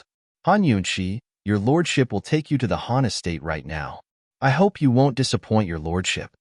At these words, Han Yunqi's heart gave a jolt as her face turned deathly white. She backed up a few steps, her brows knitted. What do you mean? You were the one who told this prince that you suspected the Han family's third Madame Li. How could you forget this matter so quickly? Long Fei asked. He was very satisfied with the results of today's interrogation, and he was looking forward to the news brought by Han Yunqi. Although he didn't know much about poisons, He knew that the 10,000 snake poison in Mu Qingwu's body was the most unique type. To be able to silently poison Mu Qingwu for so many years, she definitely wasn't an ordinary female spy. Perhaps they would be able to gain a lot from this trip to the Han clan. Of course, Han Yunqi understood what Long Feiyi was thinking. She immediately explained, "It's not a suspicion. It's just that there might be some clues. Your Highness, please don't have too much hope. Otherwise, you'll be too disappointed." She wasn't defending third concubine, but defending the Han family. Han Kongan's crimes were enough to exterminate the Han family. Fortunately, the previous diagnosis wasn't made public, so she was able to make up for it. This time, if they really found something in the Han family, or if they really found out that there was a spy from northernly in the Han family, then it would be difficult for the entire Han family to escape this calamity. It had to be known that treason with the enemy was a serious crime that required death. Even if there was a general amnesty, there were clear rules that didn't pardon this crime. The deadline for the bet with Mu Luiyue was approaching. Han Yunqi hoped more than anyone else that they could find something from the clues from Madame Li. However, at this moment, she also hoped more than anyone else that the true culprit of the poison was in the Han family. Not to mention the innocent people in the Han family, just little Er alone was enough to make her reluctant to part with him. Even if it's just a possibility. Long Feiyi raised his brows and smiled. This prince is also very interested. Han Yunqi looked at him with furrowed brows, unable to speak for a long time. If she had known that Long Feiyi would interrogate this list, she wouldn't have told him about the Han family. She would have thought of a way to investigate first. Only then would she know what to do and how to deal with it. "What, esteemed Wang Fei wants to play favoritism?" Long Feiyi asked. It was rare to see this woman so flustered. The playfulness in his eyes deepened. "I'm not," Han Yunqi immediately denied. However, when she met Long Feiyi's scrutinizing gaze, she still avoided it. "Let's go before the sun rises." Long Feiyi pressed on. There was no wall in the world that didn't have a crack. Han Yunqi knew that if Third Madam was really suspected, it wouldn't be able to escape this fellow's eyes. It was only a matter of time before it was discovered.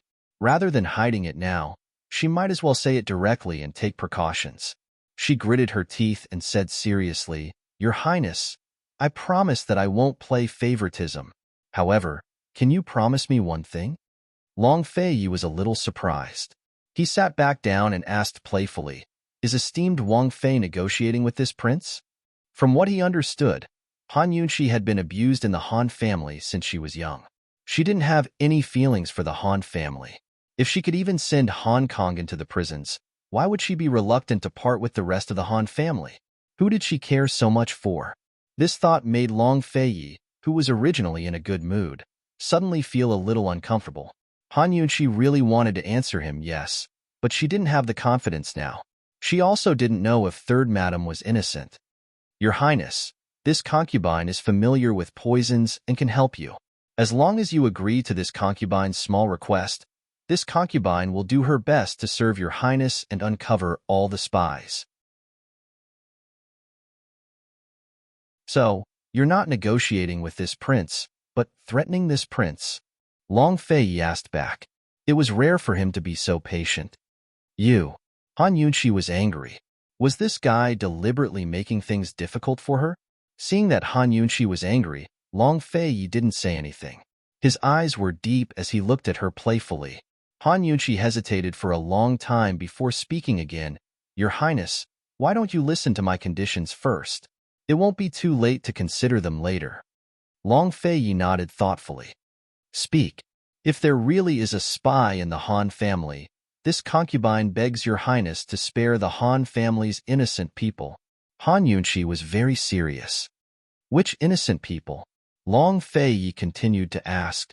"Your Highness, although the Han family only has 3 wives and concubines left, there are still dozens of lives lost. This concubine firmly believes that even if there really is a spy in the Han family, not everyone knows about it. There are still many innocent people," Han Yunqi replied. But Long Feiyi only laughed. "Hee, Han Yunqi, do you know?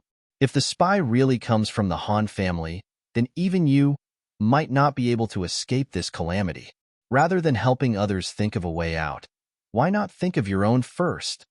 Han Yunqi's heart skipped a beat as her mind turned blank. If Long Fei hadn't reminded her, Han Yunqi would have forgotten that she was part of the Han family too. Even if she married into the Duke of Qin's estate, it wouldn't change her birth.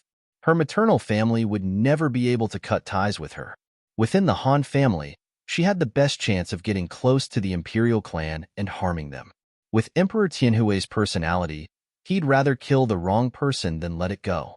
As soon as the Han family was proven to be suspicious, she'd be the most dangerous member of the Han family. Seeing Han Yunqi's ashen face, Long Fei's lips curved into a satisfied smile, but it quickly disappeared. His tone was still lofty as ever. If esteemed Wang Fei assists your lordship in finding all the spies, your lordship can consider it and vouch for you. Seeing Long Fei's damned indifferent expression, Han Yunqi wanted to hit someone. But what could she do? Imperial families were the most heartless. Brothers could turn against each other, and blood relatives could kill each other. Innocent outsiders were nothing in their eyes. It wasn't Long Fei who was cruel, but the dynasty itself. Long Fei had only reminded her of this point out of the kindness of his heart. At the same time, Long Fei had reminded her that only supreme power and influence could save her from such cruelty. Power and influence. She was dependent on Long Fei, but the Han family had long lost its power and influence. If there really was a spy in the Han family, then they could only blame that hateful spy for implicating an innocent family.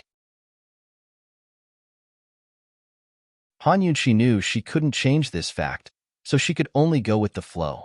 She raised her head to look at Long Fei and said timidly, "If your highness wants to consider it, then, could you consider vouching for one more person?" "Who?" Long Fei immediately asked. "My younger brother, Han Yuni. He's only 6 years old and doesn't understand anything," Han Yunqi replied hastily. Long Fei seemed surprised by her words and remained silent for a long time. "Your Highness, you just angrily accused the female spy of murdering a young child. This concubine knows that your Highness cares for the young and weak, so you must be a kind person." Han Yunqi was at a loss for words when it came to flattery. She would never say such things, but for she was willing to risk it all. Long Fei didn't expect Han Yunqi to say such words. He was kind? Did this woman's flattery hit the nail on the head? Is that so? Long Fei asked with a sneer. Yes. Han Yunqi felt a bit guilty herself. Who knew that Long Fei would actually agree? All right, this prince can promise you. Han Yunqi was very surprised. This guy agreed just like that? So simple?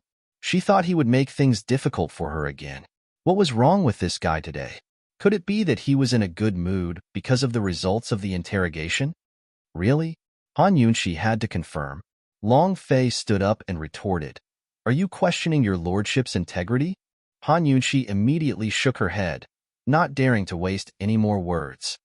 Many thanks, Your Highness Duke of Qin. Can we leave now? Long Fei asked again. Han Yunqi immediately nodded and hurriedly turned to leave.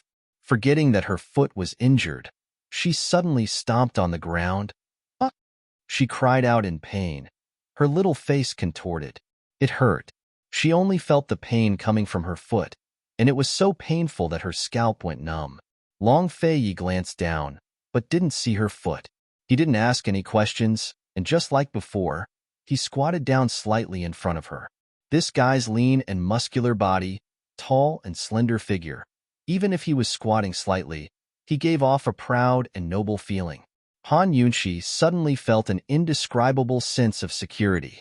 Just as she was about to carefully climb onto him, Long Fei unexpectedly said, "It's almost dawn. Hurry up."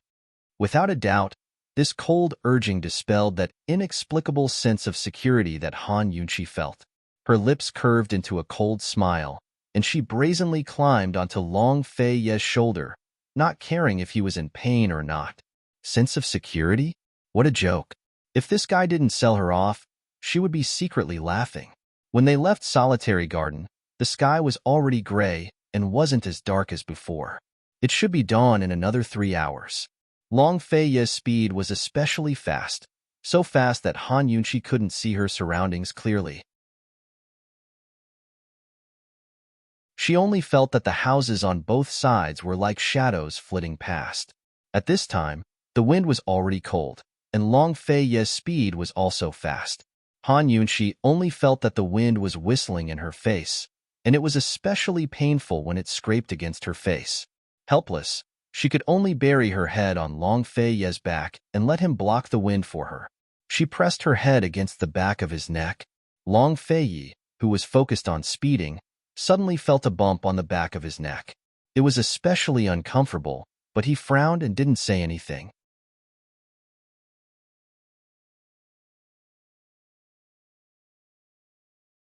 Chapter 104. There was some distance between the solitary enclosure and the Han estate. No matter how fast Long Fei-ye was, it would still take some time. After a while, Han Yunxi started to feel uncomfortable, and her neck began to ache. She lifted her head, and the howling wind blew against her face again. Her long hair flew around, and her face hurt like it was being cut by a knife. Han Yunxi lowered her head again, but she quickly lifted it again. If she kept her head down like this, her neck would probably be stiff by the time they arrived at the Han estate. Long Fei-ye was naturally aware of the small movements of the person on his back, but he continued to stare straight ahead, as if he was used to it. But, this was the first time His Highness Duke of Qin was carrying someone on his back. After a long time, Han Yunxi's neck finally couldn't take it anymore. She was already tired from not sleeping the entire night, and now after being on Long Fei-ye's back for so long, she was exhausted. She hesitated for a moment, then with a sneaky expression, she secretly licked her lips. The hand that was originally holding onto Long Fei-ye's shoulder carefully reached out and slowly wrapped around Long Fei-ye's neck. Once she hugged him, Han Yunxi didn't dare to move. Seeing that Long Fei-ye didn't have any reaction, she timidly rejoiced. It was much easier to hug his arm like this. Her eyes darted around, and she licked her lips again. She tried to carefully turn her head to the side, pressing her small face against his shoulder. Of course, her movements were still stiff. Previously, when Long Fei-ye had taken her to kill the poisonous mosquitoes, it was Long Fei-ye who had domineeringly held her in his arms.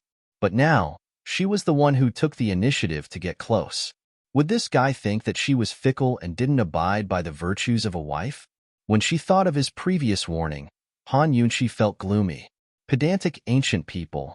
Han Yunxi waited for a while, but didn't hear any dissatisfaction from Long Fei-ye. She thought that this guy was so fast that he probably couldn't take care of her. At this moment, her tense nerves finally relaxed. She didn't even know what she was feeling guilty about. She secretly sighed in relief and muttered to herself, "Your Highness Duke of Qin, my apologies. I don't have any other intentions. I just wanted to lean on your shoulder for a moment." Long Fei-ye's furrowed brows only loosened after the people behind him calmed down. From beginning to end, he remained calm and collected, but the light in his eyes grew deeper and deeper. There was a shadow at the bottom of his eyes, bright and dark, making it difficult for others to see through him. The entire journey was silent. There was only the sound of the wind whistling past and the thumping heartbeats that neither of them was aware of. When they arrived at the Han residence, the sky was still dark. The sun always rose late in the winter. Han Yunxi pointed the way, and Long Fei-ye quickly and quietly landed on Third Madam's roof with her. Although she received Long Fei-ye's promise, Han Yunxi still didn't want to find any clues in Third Madam's room. It was best if the Han family didn't get involved. There would always be a way to find clues elsewhere. The Han family's courtyards were mostly the same. Based on her previous memories, Han Yunxi had a rough idea of the layout of Third Madam's courtyard. It was similar to a small courtyard house. At this moment, the courtyard was completely silent. No one had gotten up yet. However, Han Yunxi knew that her old mama would get up in less than 2 hours. "Can you tell me what the clue is now?" Long Fei-ye asked in a low voice. Han Yunxi concisely recounted the spring tea she drank in Third Madam's courtyard that day, as well as her discovery in the small wooden hut. Long Fei-ye was a smart person and immediately understood. It wasn't strange for snake venom to appear in Third Madam's small wooden hut. However, it just so happened that the snake venom had been replaced. This was a bit suspicious. So, I want to search the entire courtyard to see if there are any traces of other snake venom, Han Yunqi said seriously. The reason she was able to discover the snake venom in the small wooden hut was because the snake venom's toxicity was stronger than normal poisons. The detoxification system was more sensitive to it. The second reason was because the 2 drawers of the medicine cabinet hadn't been cleaned. Previously, Han Yunqi had hoped to find traces of other snake venom in this courtyard. Now, she truly didn't hope for that anymore. This clue is suspicious, but it's not very suspicious, Long Fei Yi said very objectively. Of course, Han Yunqi understood. I hope I'm just overthinking it. As soon as these words came out, a mocking sneer appeared on Long Fei Yi's lips. Seeing this, Han Yunqi was especially displeased. Take me down, she said coldly. Her tone carried an element of command. Long Fei Yi stared blankly as he met her angry eyes. For some reason, he didn't bicker with her. He landed with her in his arms and quietly pried open the door. Han Yunqi saw his nimble and experienced movements as he opened the door and couldn't help but sigh in her heart. This guy was the high and mighty Duke of Qin, but his potential as a thief was actually so good. Needless to say, if it wasn't for Long Fei Yi, Han Yunqi really wouldn't have been able to enter. As soon as the door was pushed open, Han Yunqi limped in. Long Fei Yi followed closely behind and quietly closed the door, leaving no trace behind. As soon as they entered, they arrived at the guest hall. Although it wasn't very likely that there would be traces of snake venom here, Han Yunqi still limped around in a circle and activated the detoxification system to search. Long Fei Yi was like a door god. He stood by the door and watched Han Yunqi's slowly moving figure in the dark.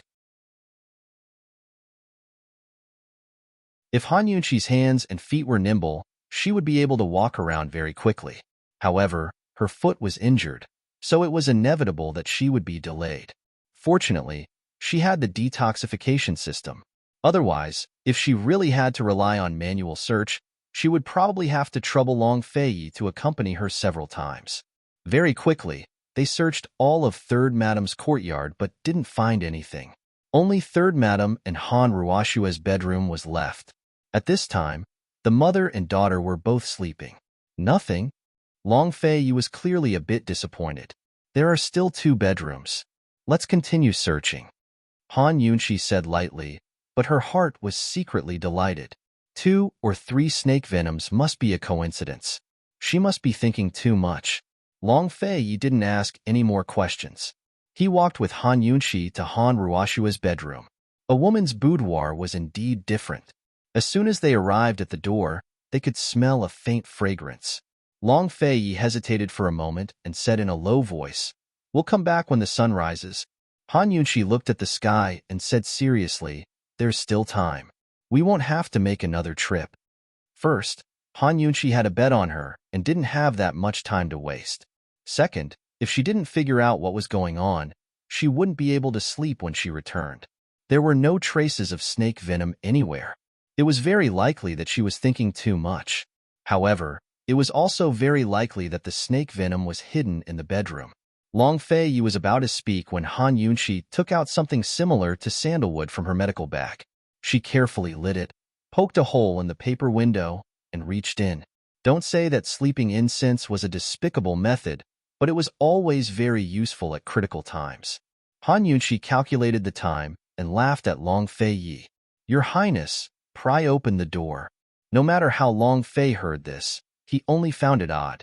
Actually, if he wanted to investigate Third Madam, he could simply come here in broad daylight. Even if he turned the entire house upside down and left, no one would notice. He really had to be crazy to bring this woman here in the middle of the night to do such a thing. He pried open the door expressionlessly. Seeing Han Yunqi enter, he didn't move. He stood in the same place and didn't even look inside. He always avoided women's rooms. Moreover, there was someone sleeping inside. Han Ruoshua was already asleep, and with the addition of the sleeping incense, it would be difficult for her to wake up no matter how loud the commotion was. Han Yunqi looked around before finally coming to the bed to investigate. Lifting the curtain, she saw that Han Ruoshua's sleeping posture was not good at all. The spring scenery was a complete mess. Han Yunqi unconsciously turned to look outside the door. She thought that Long Fei Yi not coming in seemed to be the right thing to do. She didn't know whether to say it was regretful or fortunate. She didn't find any clues in Han Ruoshue's room. Now, only third Madame Li was left. Han Yunqi didn't dare to look at Long Fei Ye's face. She thought that this guy should be so disappointed that his good mood for the night was about to disappear, right? Han Yunqi did the same as before. She first used the sleeping incense to knock Madame Li unconscious before opening the door. Long Fei Yi was still standing outside the door. Although he was standing, he was closely watching the movements around him. If third Madame Li was a traitor, then this courtyard was far from as simple as it looked. At the very least, there would be guards roaming around in secret. Madame Li's room was much bigger than Han Ruoshue's, and this was the most suspicious place. Han Yunqi was very serious in her search. She was completely focused on the task, not wanting to miss a single clue. However, after a serious search, the detoxification system didn't give any hints. Finally, Han Yunqi's gaze landed on the bed. That was the last place in the entire courtyard that hadn't been searched yet. Third Madam, you definitely didn't use the 10,000 snake poison, Han Yunqi muttered to herself as she walked over step by step. If Long Fei Yi had followed her in, perhaps he would have already noticed that something was wrong. Unfortunately, Long Fei Yi was currently outside the door. Han Yunqi approached the bed step by step. How could she, who didn't know martial arts, detect the terrifying murderous aura in the curtain? Third Madam woke up as soon as she smelled the sleeping incense. At this moment, she was holding a sharp dagger in her hand. Third Madam's face was malicious and sinister. She was very different from her usual self.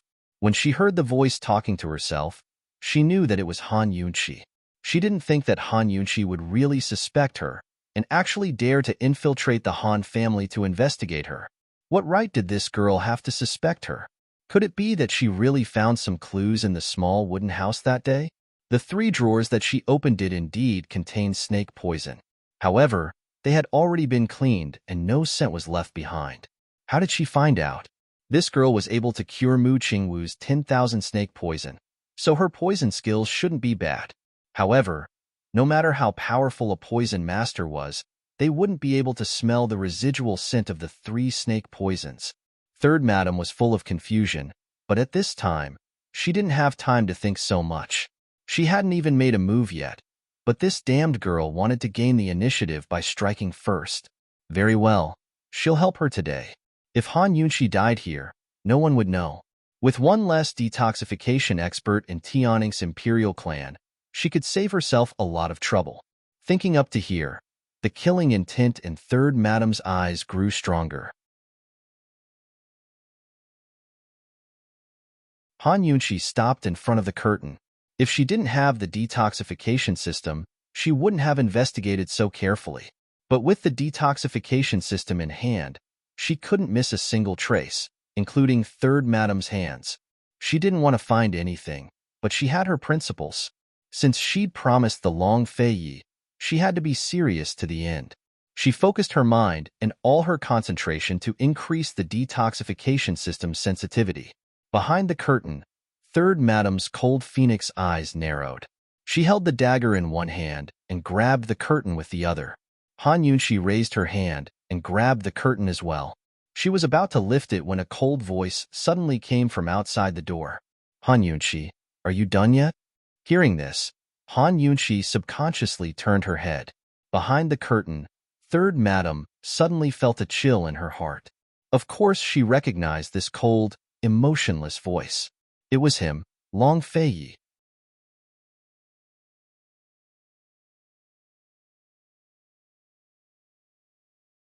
Chapter 105. Long Fei Yi. It was actually Long Fei Yi. Third concubine had never seen Long Fei Yi in person, but they had already formed a deep grudge. In the past 2 months, Long Fei Yi had killed many of her subordinates. Even her eldest disciple, who could control poisonous mosquito swarms, had died at his hands. How could she not hate him? Third concubine wished she could rush out and fight Long Fei Yi to the death. However, she was naturally rational. She knew very well that she couldn't. She couldn't kill this man. Once she was exposed, Northern Li's years of hard work would all go to waste. She had been wondering why the guards hidden in the dark didn't make a move when Han Yunqi barged in. Now she finally understood. It turned out that Long Fei Yi had come. The guards were right not to make a move. Once they made a move, she would never be able to shake off suspicion. However, what she didn't understand was why Long Fei Yi was with Han Yunqi. Didn't he look down on this woman? Could it be that from the moment Han Yunqi cured Mu Qingwu's poison, she had gained Long Fei Yi's recognition? Furthermore, Han Yunqi, who was proficient in poisons, had helped Long Fei Yi in the investigation of the traitor. Therefore, Long Fei Yi, who knew nothing about poisons, was able to kill her eldest disciple? So, the culprit was Han Yunqi? Thinking of this, third concubine's grip on the dagger tightened. Northern Li had spent many years training this group of traitors to guard against Long Fei Yi. Unexpectedly, they had been in hiding for many years. Just as they were about to start reaping the rewards, Han Yunqi had actually stepped in and disrupted all their plans. And now, they had actually found her. Han Yunqi, if I don't kill you, I, Li Mingyue, swear I'm not human. Forced by the situation, Li Mingyue had no choice but to suppress her belly full of anger. She quietly withdrew the dagger and lay back on her side. Soon, Han Yunqi replied to Long Fei Yi and abruptly lifted the curtain. She checked the entire bed and moved closer to third concubine to check her hand. The detoxification system still did not alert her. Phew! Han Yunqi heaved a huge sigh of relief. Her heart that had been hanging in the air all night was finally at ease. None of them. That's great. She gently patted Li Mingyue through the blanket and smiled. Third concubine, I've offended you. After that, he carefully tucked Li Mingyue in, put down the curtain, and left. However, when she heard the door close, Li Mingyue opened her eyes.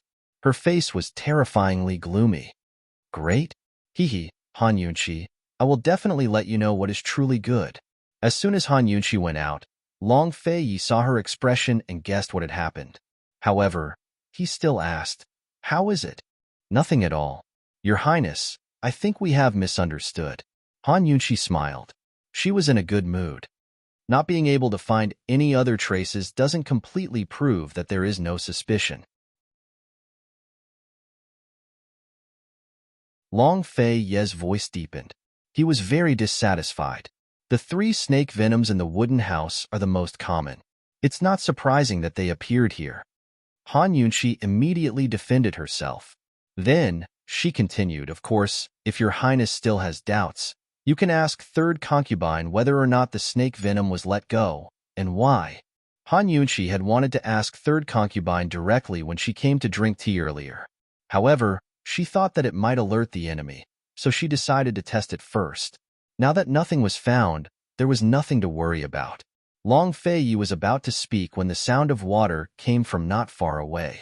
It seemed that the servants had woken up. Let's go. Without another word, Long Fei Yi immediately grabbed Han Yunqi and leaped onto the roof. In a moment, their figures disappeared into the dusky sky without a sound. When Long Fei Yi and Han Yunqi returned to the hibiscus courtyard of the Duke of Qin's manor, the sun had already risen. Although Long Fei Yi was not very happy on the way back, he still remembered Han Yunqi's foot injury. He sent Han Yunqi to Leisurely Cloud Pavilion, placed her in the drawing room, and had her sit on the table. At this moment, Zhao Mama came in with water. When she saw this scene, she subconsciously took 2 steps back. However, after hesitating for a moment, she still walked in with a smile and bowed. This servant greets your highness and her ladyship. Long Fei Yi nodded and indicated for her to rise. Zhao Mama stood up and hurriedly poured 2 cups of tea. She glanced up at the loft and smiled. Your highness and her ladyship woke up so early. When these words came out, Han Yunqi almost spat out the tea in her mouth. What did Zhao Mama mean? Did she misunderstand that Long Fei Yi stayed here last night? Obviously, Long Fei Yi also understood the meaning of these words. He lightly coughed a few times and lowered his head to drink his tea without saying a word. Your highness, her ladyship, please wait a moment. This servant will go prepare breakfast, Zhao Mama hurriedly said and turned to leave. However, Long Fei Yi spoke at this time. No need.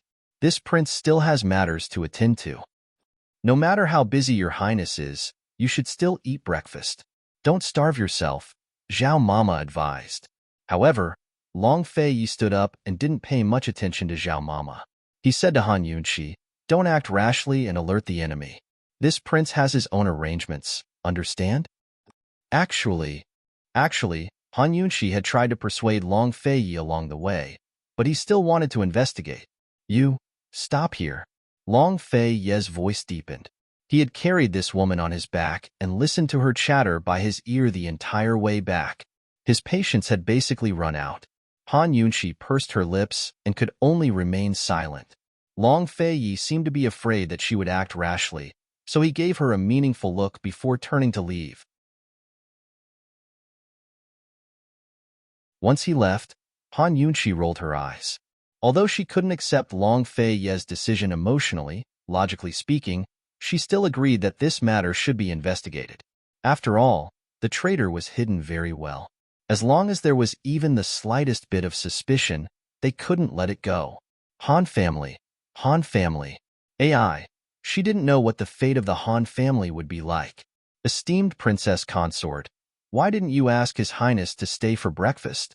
Zhao Mama asked.